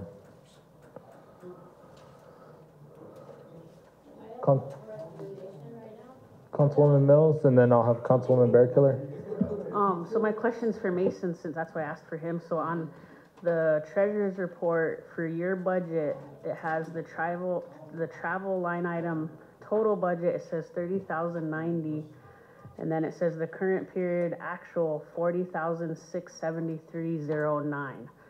So is that correct? Yeah, on Julian's, we did a budget mod. If you look, we should have zeroed out some of these other ones that he has up here for the fringe and some of these other dental. He's not gonna take those. We moved them down into the travel line item. And, you know, right now he does need to travel some of those places. And so we've been allowing him to travel still. So, that's what that was like. Councilwoman Mills. Just last question. So when you just said a budget mod, that doesn't have to go through finance or anything. You guys can just do that. For the small amount within the 10%, we could do that. But the larger one where he needs to add more money to it, this one has to go to the full council. Councilwoman Bearkiller. Microphone, please. with the handout that you gave us. I was gonna, motion to see if the treasurer and you could work that out with your increase request, but the 843, line item I was gonna motion to move that back under finance. So that was gonna be my motion.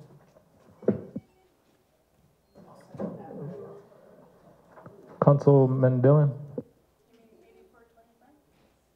8425. Okay, I was gonna motion to approve that increase that he's requesting, the 800-8425, and then move 800-8418 under back to finance. Okay.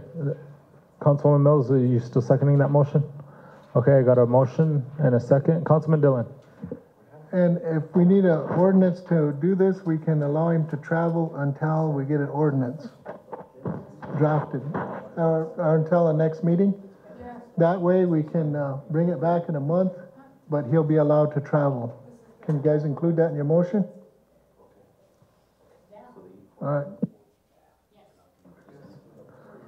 Okay, so I got a motion and a second.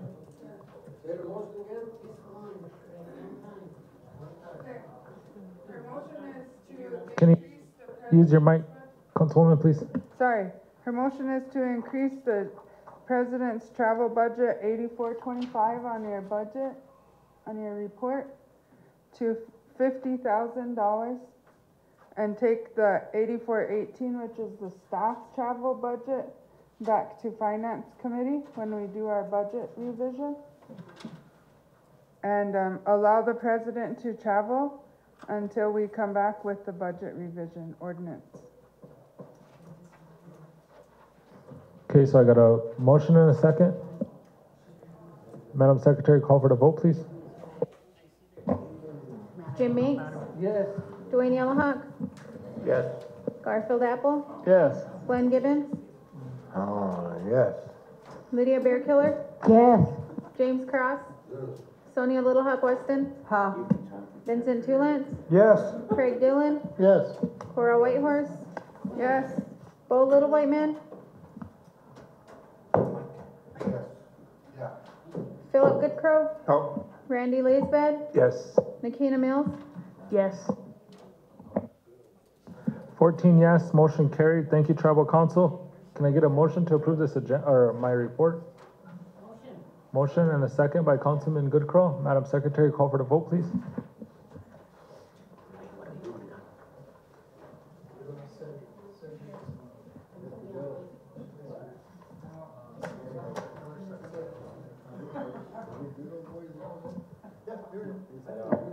Jim Meeks? Yes. Dwayne Yellowhawk? Garfield Apple? Yes. Glenn Gibbons? Yes. Lydia Bearkiller? Yes. James Cross?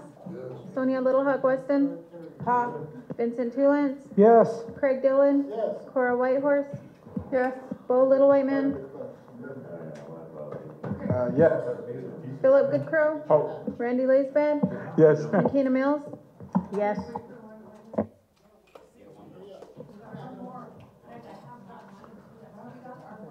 $14 yes, motion carried. Councilwoman Whitehorse? Law and Order has an ordinance that affects every single committee. Can I read that so we can do it? Okay, well, we just need to get it done. Go ahead and read it real quick, Councilwoman. Okay, I'll read. All right. Ordinance of the Oglala Sioux Tribal Council rescinding ordinance number 00280129, 08080927, 1628, 1712, and 1720, and adopting the Standing Committee Ordinance of 2019. Whereas the Oglala Sioux Tribe adopted its constitution and bylaws by referendum vote on December 4th, 1935, in accordance with Section 16 of the Indian Reorganization Act of 1934 and under Article 3 of the Constitution, the Oglala Sioux Tribal Council is the governing body of the Oglala Sioux Tribe.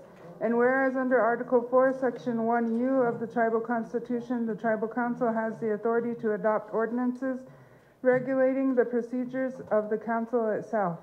And whereas the Tribal Council has exercised its authority to establish 6 standing committees of the Oglala Sioux Tribal Council to assist in the governance of the Oglala Sioux Tribe by Ordinance Number 0028. And whereas under Ordinance Number 0927, 0129, 0808, 1628, 1712, and 1720 established quorum requirements and certain other requirements for standing committees. And whereas the Tribal Council wishes to rescind Ordinance Numbers 0028, 0129, 0808, 0927, 1628, 17112, and 1720, and to adopt the Standing Committee Ordinance in order to clarify the Standing Committee makeup requirements and the quorum requirements. Now therefore be it ordained that the Oglala Sioux Tribal Council hereby rescinds, repeals, and replaces Ordinance Numbers 0028, 0129, 0808, 0927, 1628, 1712, and 1720, and except as provided for otherwise herein, any or all other Oglala Sioux Tribal Council resolutions and or ordinances in conflict with this ordinance are hereby repealed, made null and void, and of no force and effect. Be it further ordained that the Oglala Sioux Tribal Council hereby adopts the Standing Committee Ordinance of 2019 as follows. And I think holy smokes. Okay, I'll get going. Number 1, standing committee established. There shall be 6 standing committees of the Oglala Sioux Tribal Council. These committees are 1, finance, 2, education, 3, land, 4, economic and business development, 5, health and human services, and 6, law and order. Section 2, meeting days and notice. Regular meetings. The regular meeting days of the standing committees shall be as follows: Monday, education and land; Tuesday, health and human services; Wednesday, judiciary; Thursday, finance; Friday, economic and business development. B, special meetings. Any standing committee may hold a special meeting for a limited purpose only where an emergency exists and a matter must be discussed prior to the next regular standing committee meeting. All members of the standing committee must be notified of the special meeting prior to it being called. 1, a standing committee secretary and a simple majority of the standing committee must be present in order to hold a special meeting. A simple majority means 1 more member than half of the members of the standing committee. This special quorum is required regardless of the regular quorum size. Notice: the standing committee secretary shall notify all the membership of the standing committees of the time and location of the regularly scheduled meeting at least 2 days prior to the meeting. Section 3, committee membership. Except as otherwise provided in Section 4, there shall be no minimum or maximum membership for standing committees. Section 4, makeup limitations. Finance committee. The finance committee shall be comprised of 9 members. There shall be no more than 1 tribal council representative from each of the 9 districts. B, other committees. There shall be no limitation on membership for standing committees other than the finance committee. Section 5, multiple committee representatives from the same district. To the greatest extent possible, the tribal council representatives from the same district shall seek to serve on different standing committees. Number 6, quorum. Except as provided otherwise herein, the quorum requirement for each standing committee shall be a simple majority of the members of the standing committee, meaning 1 more than half of the members of the standing committee. A standing committee may increase or decrease the simple majority quorum requirements established by this ordinance by tribal council resolution. However, in no instance may a standing committee decrease its quorum requirement to less than 5. Any changes to such quorum requirements shall be effective for that current administration only. A standing committee wishing to change its quorum requirement will need to do so by tribal council resolution each administration. If a standing committee has a total membership of 7 or fewer members, then the quorum requirement shall be at least 5 members. Section 7, attendance and removal. The tribal council representative who fails to attend 3 consecutive regularly scheduled meetings of the standing committee shall be immediately removed from the standing committee unless the tribal council representative is excused by the chairperson or vice chairperson for 1, attending a funeral. 2, physically ill or have a family member in the hospital. 3, officially delegated to attend another meeting or other official business on behalf of the tribal council or a standing committee or a district government.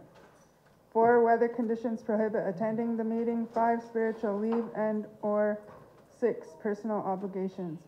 B, the standing committee secretary shall keep a record of attendance and provide a copy to the chair and vice chair at each meeting.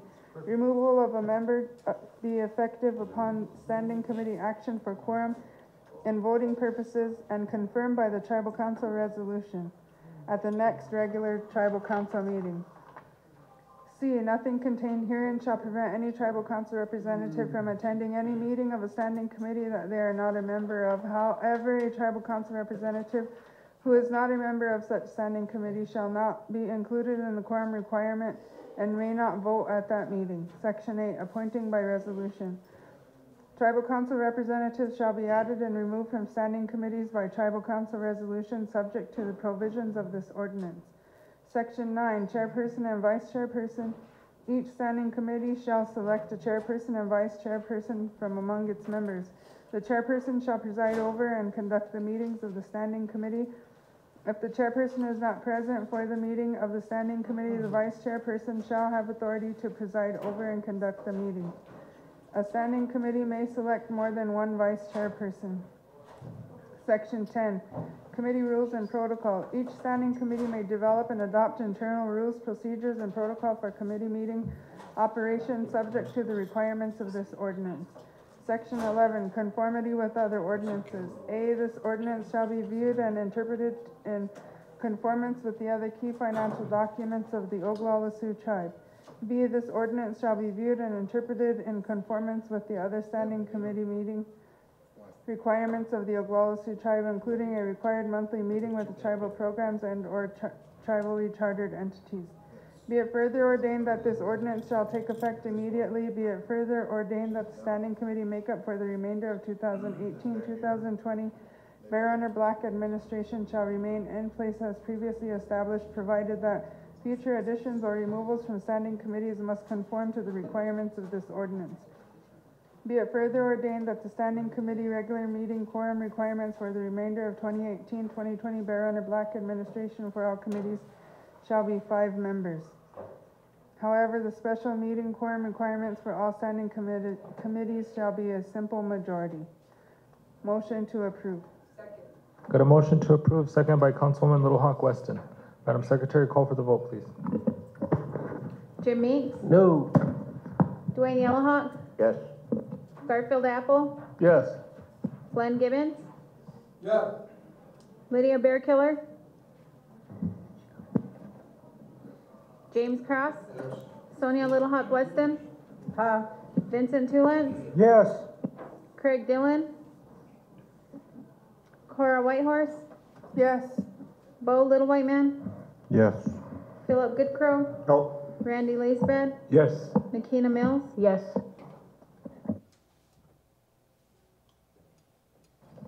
12 yes, 1 no, 2 not voting, motion carried. Oh, correction, be 11 yes, 1 no, 2 not voting, motion carried.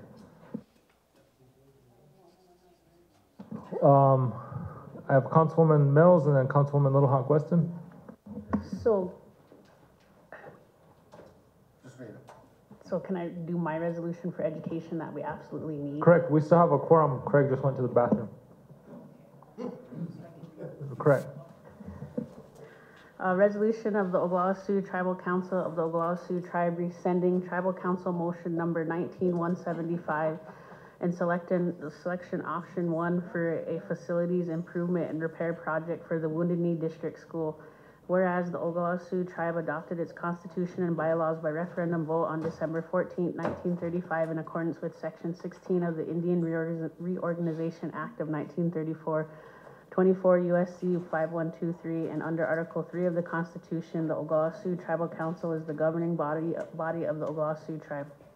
And whereas, pursuant to the Constitution and bylaws of the Oglala Sioux Tribe, the Oglala Sioux Tribal Council exercises legislative powers to enact and promulgate resolution and ordinances And whereas Article 4, Section 1F, 1K, 1M, 1W empower the tribal council to manage the economic affairs of the tribe, protect and preserve the property of the tribe, adopt laws governing the conduct of persons on the Pine Ridge Indian Reservation, and adopt laws protecting and promoting the health and general welfare of the Oglala Sioux tribe and its membership. And whereas Article 4, Section 1A authorizes the tribal council to negotiate with federal, state, and local governments on behalf of the tribe and to advise and consult on behalf of the tribe. And whereas Article 4, Section 1T of the Constitution gives the tribal council the power to delegate its enumerated powers to subordinate boards or officers, reserving the right to review their actions taken by virtue of such delegated power. And whereas the Education Committee is a standing committee of the Oglala Sioux Tribal Council and has been delegated the power to oversee matters relating to education on behalf of the Oglala Sioux Tribal Council. And whereas on April 30th, at a regular Tribal Council session, the Tribal Council passed motion number 19, Resolution 19175, approving and supporting of the Wounded Knee District School recommendation to choose option 3 for the facilities improvement and repair project for the Wounded Knee District School. And whereas under option 3, the Division of Facility Management and Construction would complete the design and construction phases of the project. And whereas alternately option 1 provides for a PL 100-297 tribally controlled school grant to complete the design and construction phases of the project. And whereas the Wounded Knee District School was advised that by choosing option 3, the Wounded Knee School would be subject to the design and construction timeline of the Division of Facility Management and Construction, which would result in the extended delay in beginning this project. And whereas after consideration and discussion in the time frame for moving forward, the Wounded Knee District School determined that it is in the best interest of Wounded Knee District to change its original recommendation of option 3 and recommends changing it to option 1. And the Wounded Knee District School notified the Education Committee of its change in recommendation and desire to submit a revised decision of the Tribal Council selection option 1.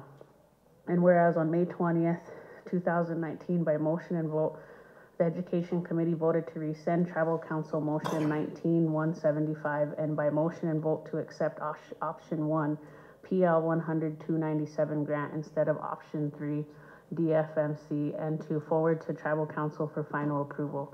And whereas the Oglala Sioux Tribal Council agrees with the foregoing recommendation of the Education Committee and has determined that it is in the best interest of the Oglala Sioux Tribe to rescind Tribal Council motion 19175 selection option 3 to instead insert option 1 for the proposed facility improvement and repair project for the Wounded Knee District School.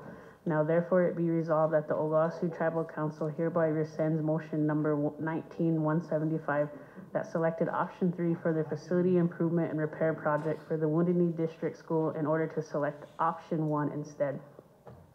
Be it further resolved that the Oglala Sioux Tribal Council hereby selects option 1 for the facility improvement and repair project for the Wounded Knee District School, which would provide for a PL 100-297 tribally controlled school grant to complete the design and construction phases of the project. Be it further resolved that the president or in his absence, the vice president is authorized to sign any documents necessary effective this resolution. A certification motion. Motion, second by Councilman Gibbons. Madam Secretary, call for the vote, please. Jim Meeks, Yes. Dwayne Yellowhawk, Yes. Garfield Apple, Yes. Glenn Gibbons, Yes. Lydia Bearkiller, Yes. James Cross, Sonia Little Hawk Weston, Vincent Tulin, Yes. Craig Dillon, Cora Whitehorse, Yes. Bo Little White Man, Yes. Philip Goodcrow, Oh. Randy Laisbad, Yes. Nikina Mills, Yes. 13 yes, 1 not voting, motion carried. Councilwoman Little Hawk Weston. Before Valerie left, she asked if I would read the HHS committee agenda items because her and Ryan are both gone. And so I just wanted to get maybe the number 1 on the on the first resolution under Health and Human Services Committee. Yeah, the IHS guy's here, I think the engineer, I don't know if we have any questions for him. I think he'll probably be here to answer any questions, but maybe you can come to the podium. I'll let him introduce himself and. Okay. Hello, my name is James Ainsley. I'm the senior environmental engineer for the Martin Field office. New to the position, I'm replacing James Begeman. As many of you all know, he's taken a different position. He'll still be working for IHS and with the Oglala Sioux tribe, but this is becoming more and more of my role, so I look forward to working with you and addressing any questions you have. Thank you and welcome to the tribal council meeting today. I know you've been sitting there for all day, so you kind of know what our meetings are like now. But I'll go ahead and read the resolution. It's the resolution of the Oglala Sioux Tribal Council of the Oglala Sioux Tribe and Unincorporated Tribe. Resolution of the Oglala Sioux Tribal Council approving the amendment to project AB-18-G09. This amendment will add $691,500 of new money to the existing project. Whereas the Oglala Sioux Tribe adopted its constitution and bylaws by referendum vote on December 14, 1935, in accordance with Section 16 of the Indian Reorganization Act of 1934, 25 U.S.C. subsection 476, and under Article 3 of the Constitution, the Oglala Sioux Tribal Council is the governing body of the Oglala Sioux Tribe. And whereas the Tribal Constitution authorizes the Tribal Council in Article 4, Section 1W to protect and promote the health and general welfare of the tribe and its members. And whereas Article 4, Section 1T of the Oglala Sioux Tribal Constitution authorizes the Oglala Sioux Tribal Council to delegate to subordinate boards or officers any of the enumerated powers in Article 4, Section 1, reserving the right to review any action taken by virtue of such delegated power. And whereas the Health and Human Services Committee, HHS Committee, is a standing committee of the Tribal Council that oversees the Indian Health Service, IHS Martin Sanitation Facilities construction projects. And whereas the original memorandum of agreement for project AB-18-G09 was signed by the tribe and by the Indian Health Service on June 26, 2018, and whereas the Health and Human Services Committee did approve this amendment for project AB-18-G09 at a regular meeting held on May 14, 2019, and recommended that it be forwarded to the Oglala Sioux Tribal Council for approval. Now therefore be it resolved that the Oglala Sioux Tribal Council does hereby approve the amendment for project AB-18-G09, and this amendment will add $691,500 of new money to the existing project. Be it further resolved that the Oglala Sioux Tribal Council of the Oglala Sioux Tribe authorizes the president or vice president of the tribe to sign any documents necessary to execute the project amendment. Number 1. And with certification, I motion to approve. Got a motion to approve, second by Councilman Gibbons. Madam Secretary, call for the vote, please.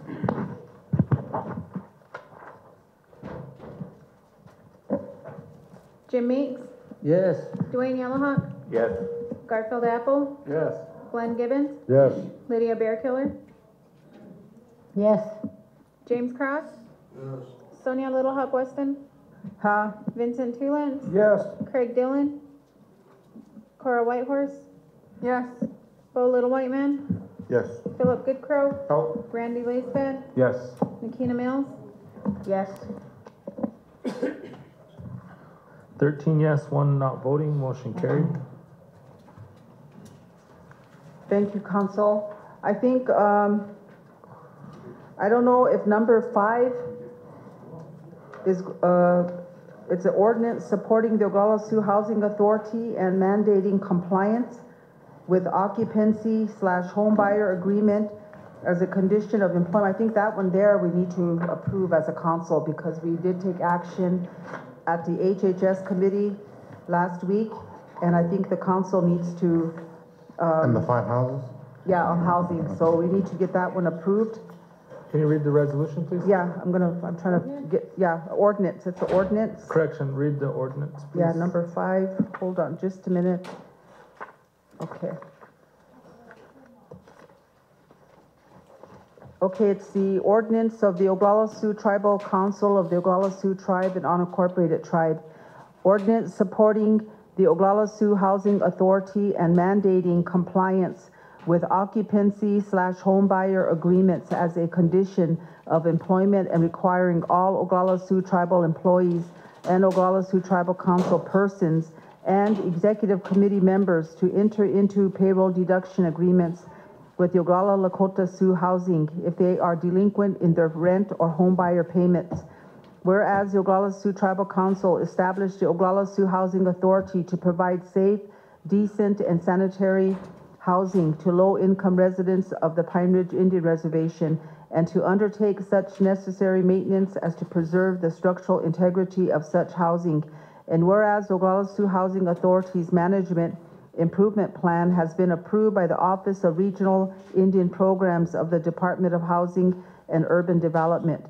And whereas there is a continuing and increasing need for new low rent and mutual help housing units on the reservation, and the qualification for additional housing is contingent upon current renters and home buyers remaining in compliance with their agreements to pay rent or home buyer house payments. And whereas it is necessary for the Oglala Sioux Housing Authority to receive the continued support of the Oglala Sioux Tribal Council for consideration of annual consolidated contribution contracts, modernization, comprehensive improvement, assistance program, and development funds. And whereas it is an embarrassment for the tribe when many of its employees who are adequately compensated are not in compliance with their rental/home buyer agreements, and therefore jeopardize the opportunities of other residents to secure housing. Whereas the non-payment of rent by renters and payments by homeowners does affect the ability of Oglala Sioux Lakota Housing to compete and to become eligible for grants from HUD. Now therefore be it ordained that the Oglala Sioux Tribal Council hereby states its supports for the Oglala Sioux Housing Authority's efforts to secure annual consolidated contribution contracts, modernization, comprehensive improvement assistance program, and development funds from the Department of Housing and Urban Development. And be it further ordained that the Oglala Sioux Tribal Council hereby requires the compliance by all Oglala Sioux Tribal employees and Oglala Sioux Tribal Council persons and OST Executive Committee with rental or home buyer agreements that they entered into, and this requirement is a condition of employment with the tribe, and directs all chartered organizations to adopt the same requirement, and further directs the utilization of the payroll deduction procedure to achieve and maintain current in payment of rent or home owner payments. And with that certification, I motion to approve. Got a motion to approve, second by Councilman Apple. Madam Secretary, call for the vote, please. Yes. Dwayne Yellowhawk? Yes. Garfield Apple? Yes. Glenn Gibbons? No. Lydia Bearkiller? Yes. James Cross? Yes. Sonia Little Hawk Weston? Ha. Vincent Tulance? Yes. Craig Dillon? Cora Whitehorse?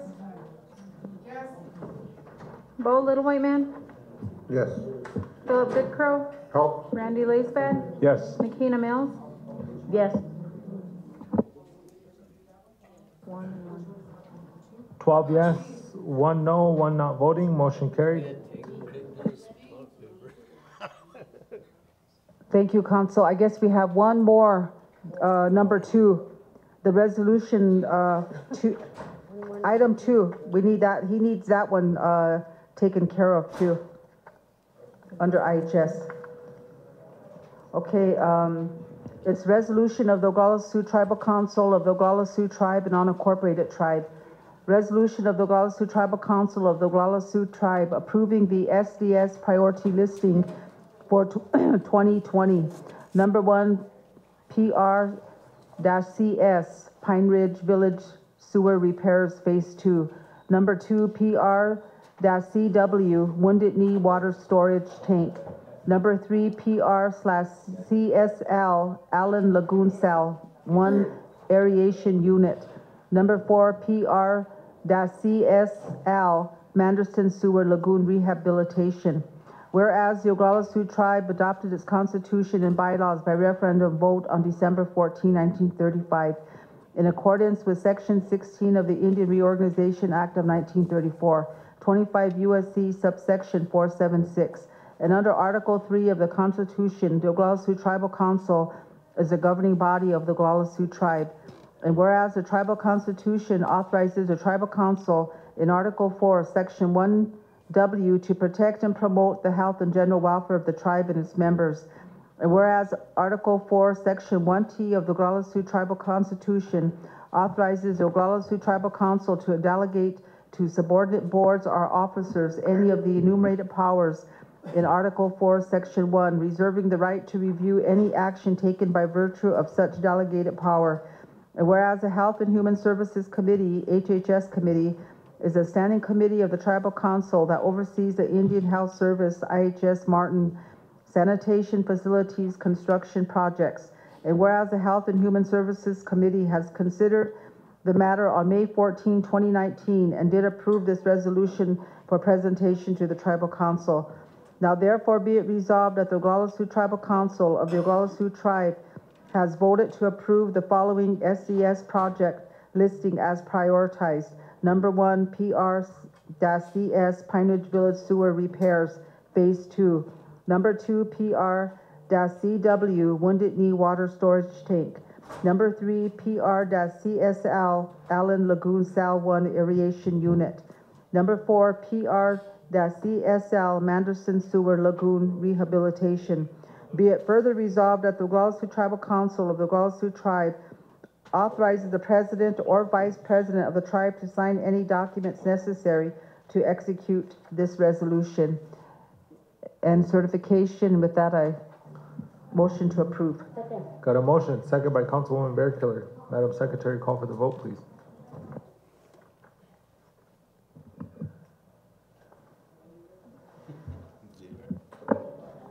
Jim Meeks? Yes. Dwayne Yellowhawk? Yes. Garfield Apple? Yes. Glenn Gibbons? Yes. Lydia Bearkiller? Yes. James Cross? Sonia Little Hawk Weston? Vincent Tulance? Yes. Craig Dillon? Cora Whitehorse? Yes. Bo Little White Man? Yes. Philip Goodcrow? Help. Randy Laisbad? Yes. Makina Mills? Yes. 13 yes, 1 not voting, motion carried. Motion Thank to you, move- Council, and then we'll move the rest of the, one more? I bet these ones, under HHS?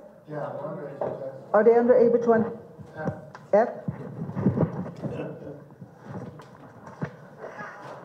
There's no F.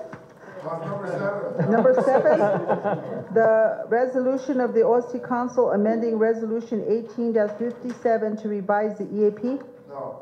I think he's talking about resolution of the OST Tribal Council directing the OSHA to proceed with the placing Oh, that of one's the number 5 governor 6. homes on the site That number adjacent to 6? St. Barnabas. Okay. You want to read it? You want to read it? I'll read Okay, it. go ahead, Bo. Okay.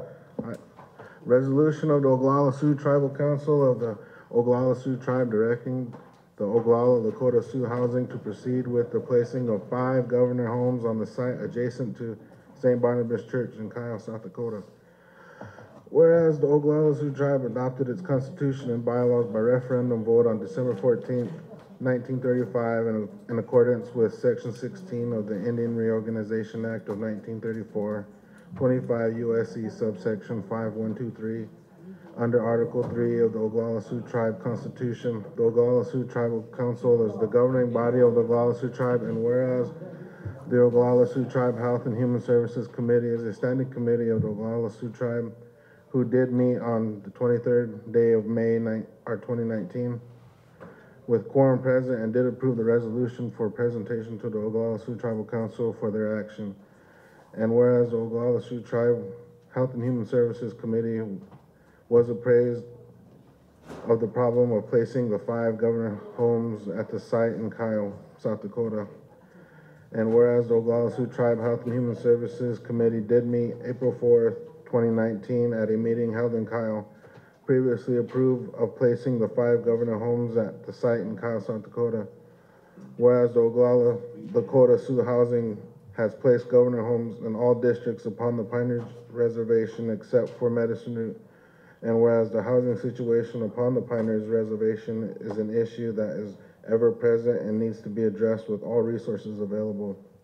Whereas the OST Health and Human Services Committee did reaffirm their action of April 4th, 2019 of directing the 5 governor homes be placed at the site previously selected in Kyle, South Dakota.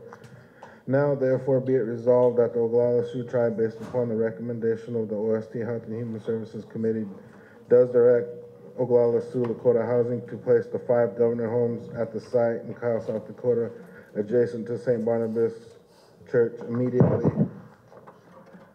Be it further resolved that the president of the Oglala Sioux Tribe or the vice president of the Oglala Sioux Tribe, in the absence of the OST president, is directed to sign this resolution. Motion. Second. Got a motion, second by Councilwoman Whitehorse. Madam Secretary, call for the vote, please. Jim Meeks, Yes.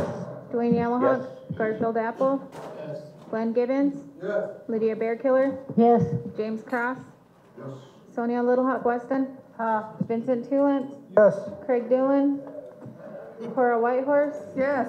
Bo Little White Man, Yes. Philip Goodcrow, Oh. Randy Laisbed, Yes. Makina Mills, Yes. 13 yes, 1 not voting, motion carried. Councilwoman Bearkiller. I think we all got the reports for, the secretary, so I'll make a motion to approve the tribal council minutes for April 30th, 2019. Got a motion, second by Councilwoman Whitehorse. Councilwoman Mills. So, and I already brought this up with the secretary about it's missing the continuation, the second portion of the day, so, I did mention that to her yesterday.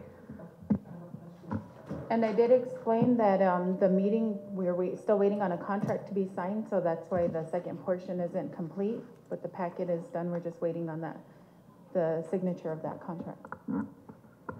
My question was, I guess I read the minutes, and I think earlier we talked about Eric Locken, the attorney or the Supreme Court justice that we approved at Thunder Valley.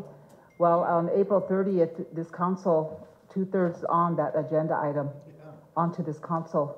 And then as I went through the whole minutes and read it, that's not on there that we ever took action on Eric Locken, but everything else that was 2/3 on was approved. But that wasn't approved. And so I know we are all questioning each other here because we passed that in Thunder Valley. So I really think that for future, when we have 2/3 items that didn't get finished, they need to come back onto the following council agenda because we need to finish it. And so when we're not doing that, because I am gonna let you know I'm reading your minutes and I'm reading your XB minutes. So I'm just gonna say that those are the questions I had. So just to make sure, Eric Locken, we probably never dealt with him because he was still 2/3 on that agenda of April 30th. Okay, so I have a motion to approve. Second by Councilman Little White Man. Secretary, call for the vote, please. Jim Meeks, Yes. Dwayne Yellowhawk, Yes. Garfield Apple, Yes. Glenn Gibbons, No. Lydia Bearkiller, Yes. James Cross, Sonia Little Hawk Weston, Vincent Tulance, Yes. Craig Dillon, Cora Whitehorse, Yes. Bo Little White Man, Yes. Philip Goodcrow, Oh. Randy Laisbed, No. Makina Mills, No.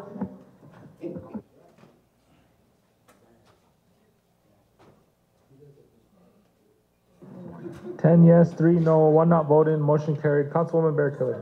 Okay, so my other motion is to accept the treasurer's written report. Motion to accept the report. Got a motion by Councilwoman Bearkiller, second by Councilwoman Whitehorse. Madam Secretary, call for the vote, please. Jim Meeks,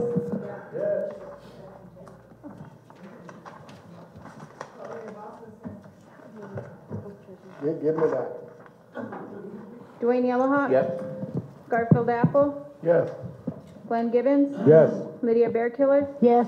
James Cross, Sonia Little Hawk Weston, Vincent Tulance, Yes. Craig Dillon, Cora Whitehorse, Yes. Bo Little White Man, Yes. Philip Goodcrow, Randy Laisbach, Yes. Nikina Mills, No.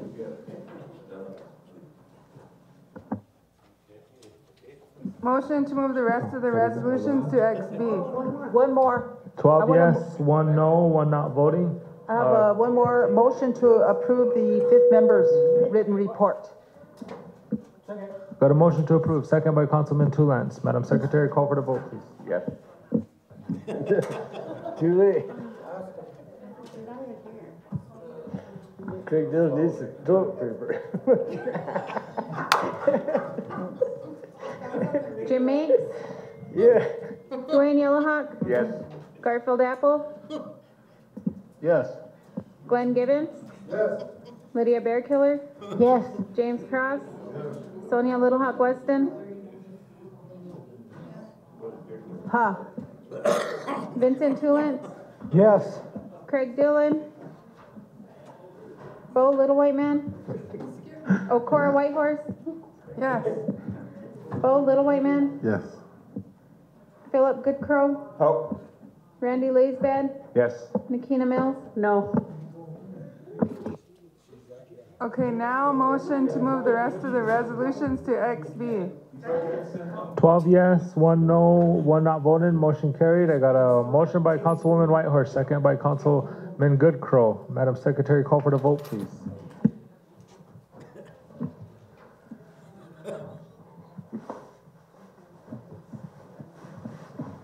Courtney wants to take a picture for her Chanka book.